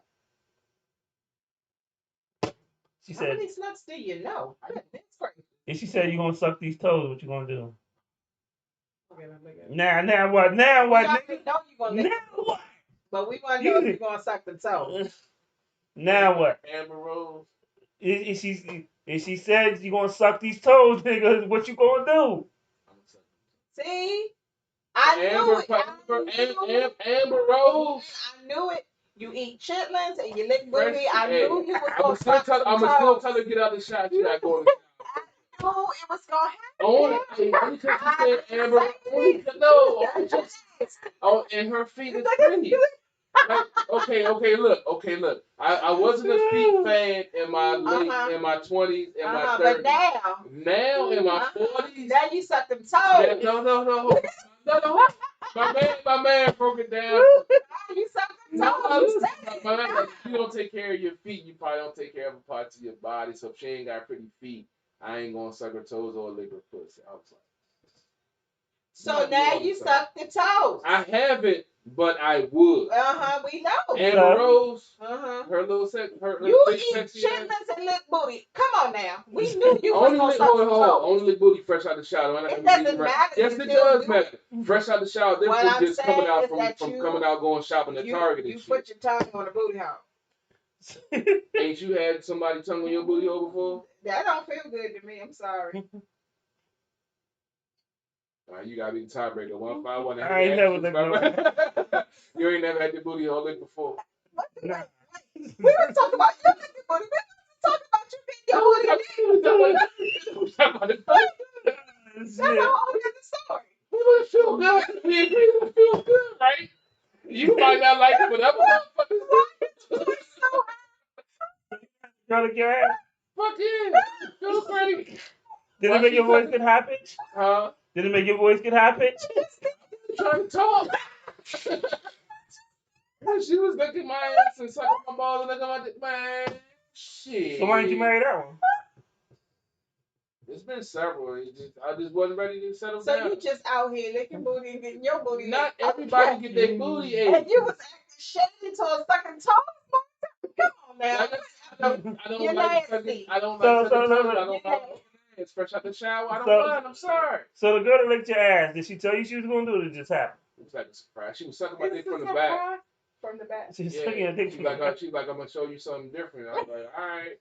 She's like, give me your hands in. Like, whoa, I ain't trying to get down like that. She's like, no, ain't nothing like that. I'm like, all right, bet. So she started sucking my dick from the back, licking my balls. And next thing I know, she licked my ass. I was like, whoa, hey, yeah, that's okay. He's like, oh, whoa, do it again, didn't you? Yeah. Yep, that's what he said. I mean, I'm just saying when see, Perv. I've had it happen when I've had a threesome before where I had a chick, licking my ass and another chick sucking my dick, but I never had a chick just lick my ass out of nowhere, and it caught me off guard, but it felt kind of good. CP3, can you actually have an honest conversation and say what's going on Monday? Are y'all doing Sports on the Hill on Monday? Oh, no. We should be wrapping this up. It's 9 o'clock, 11. And I don't think I can go deeper into the district. I can't. I'm just saying, we can go deep in some more shit. No. You bought the Mexicali, motherfucker. You want to talk about the mayor and shit. I told you, man. Let me. Gabby do that, right? Gabrielle. Who's that? Gabrielle Union. She made a statement about how She fucking Dwayne Wade. I can't remember. she said she do that to him. Do that what? Oh, should they do that? Yeah, that was. I mean, I don't know about Wade though. I think He's been looking kind of fruity lately. Exactly, as I'm saying, I don't know him and Chris Bosh. Chris Bosh did look fruity. Bosh can say some things that he done did some things. That's what I'm like. I don't Roasting know. on his something. On the court. That's why yeah, some suspect poses. Poses, some suspect outfit, suspect word, suspect things he can say. Yeah, I don't know. Wade, I ain't never been. I don't like Wade because he got the so-called good guy mentality when he was a dirty motherfucker. He was a dirty. So you jealous?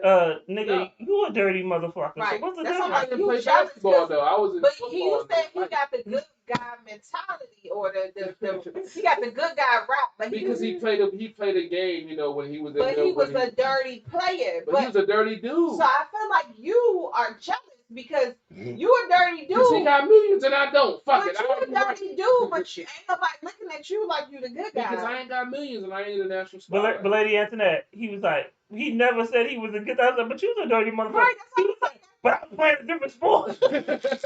I was playing football, not basketball. That's different. Nigga, but you was still dirty. Right. Yeah, but I ain't got millions. Shit. And I ain't So got you jealous? No, I'm just saying he did his baby mother wrong. He done some foul. You did everybody's baby mama. I ain't got no baby mom. I said everybody's baby mama. That ain't my problem. That's the same baby. Including yours. You was fucking in the church.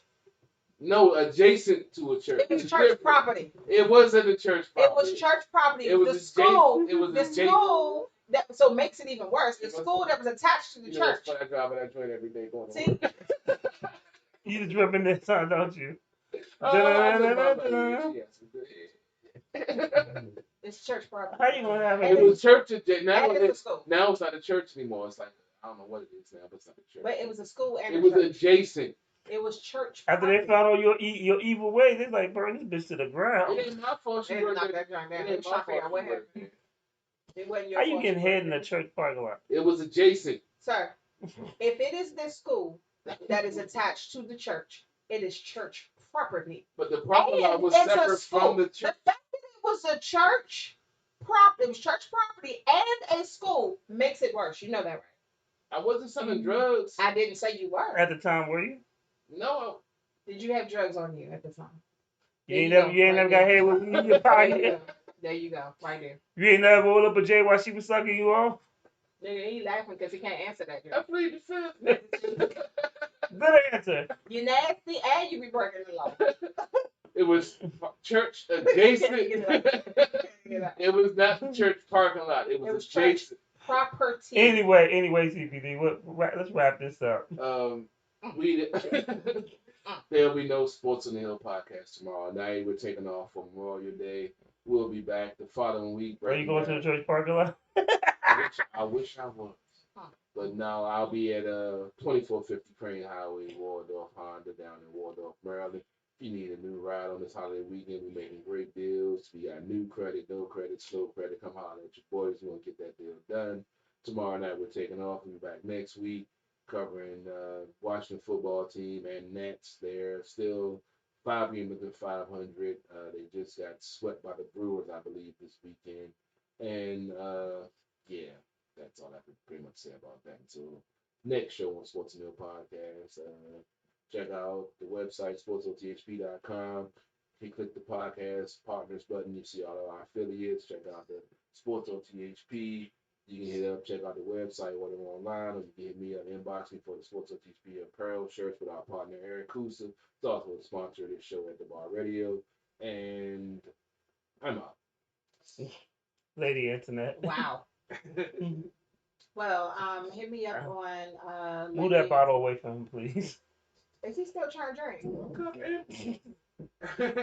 Hit me up at lady.antoinette DMV, right? Yes. Yeah. On Instagram, I'm Lady Antoinette. On Facebook, I'm revving up to start doing my distillery tours again. So I'm trying to make appointments for them. So within the next couple weeks, you'll see that. New content, new information, and new alcohol that I will be bringing to At the Bar Radio. Definitely. Your own risk, baby. So I'm going to gear, but it'll be a couple weeks. So look forward to that.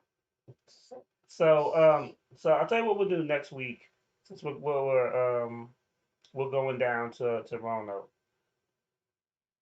If you're a hot independent artist that's at this show, we might do I'll bring the mic and stuff, and we can do it on the spot interview. That means I gotta pack up the studio. No, you just do it with the camera. We're not going live. We're gonna chop it up and rebroadcast it. No, that's I mean, loud. I can, I got everything. I mean, if you want to, you can, but It sounds like you want to. Because we ain't got a chance to use it mobile yet. One time we supposed to go mobile, that's when it ranked last year with Eric Kusa. Yeah. Go mobile, but I ain't had a chance to pull out. But I don't know they have internet. Oh yeah, I ain't putting up the mobile Wi-Fi. So You just mumbling. because I forgot it to send me. So we will, we can do a little promo or whatever, and I have a couple Eric Kusa shirts I was gonna take to Miami. I might bring them with me, and I might give somebody a free shirt.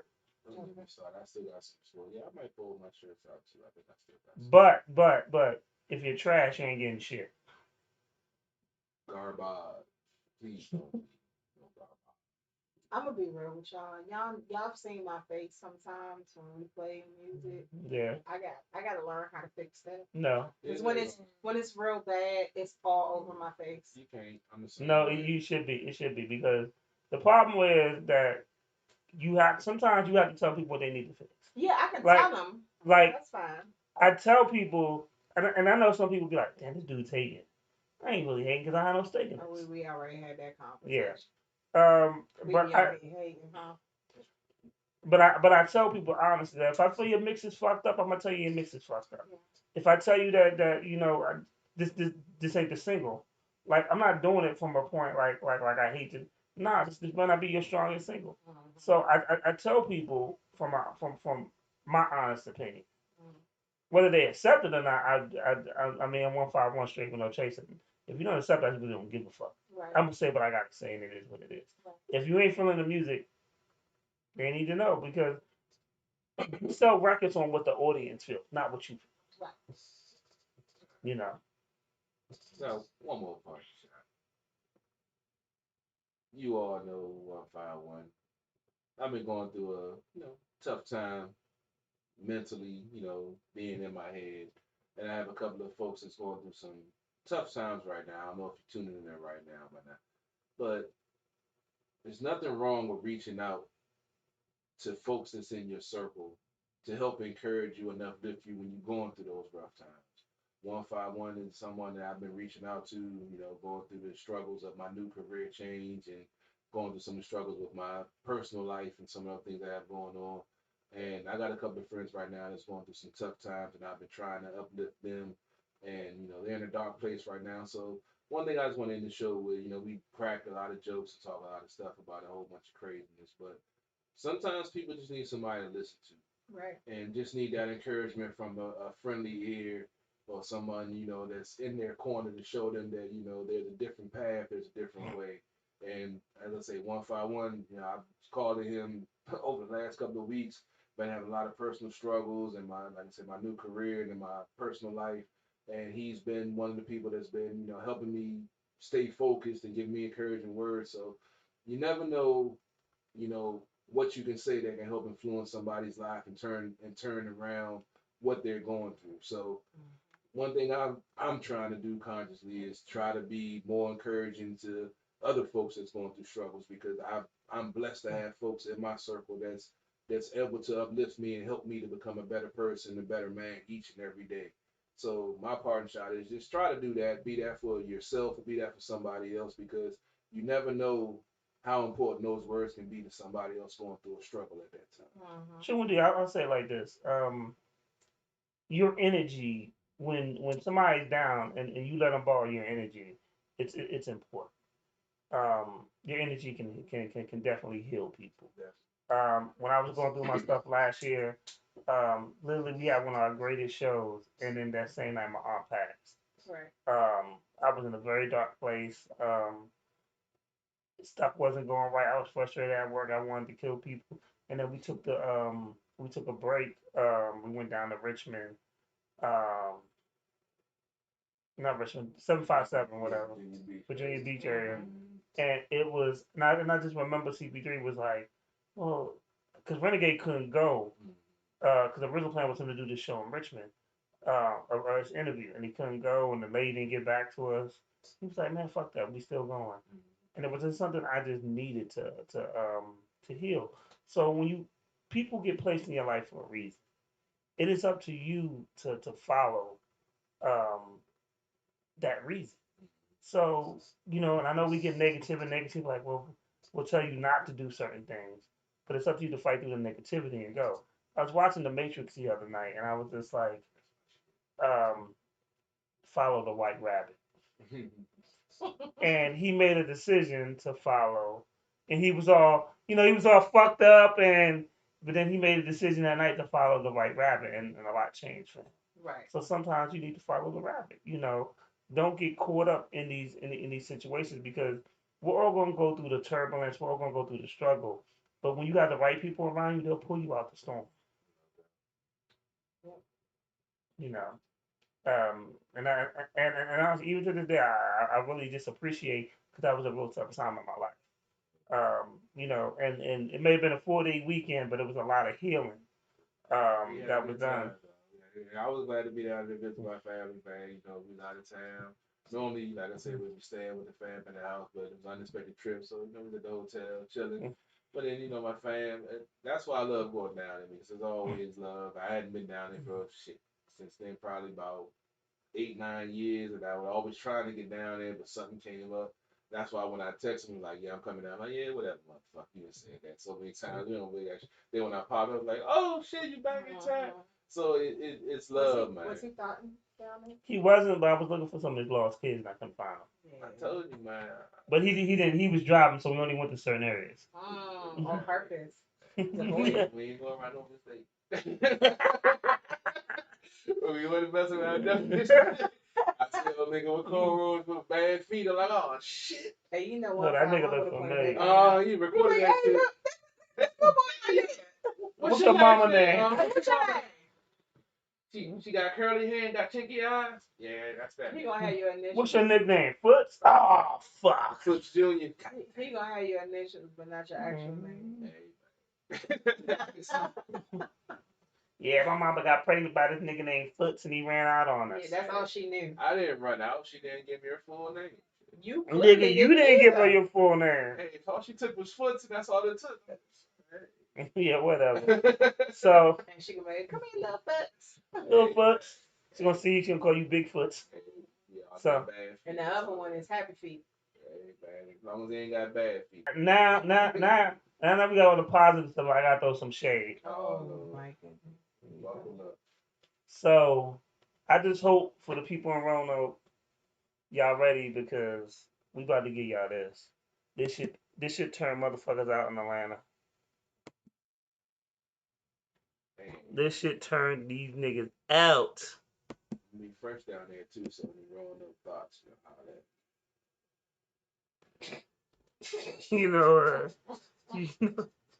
I love doing stuff. Rolling those thoughts. I love doing stuff.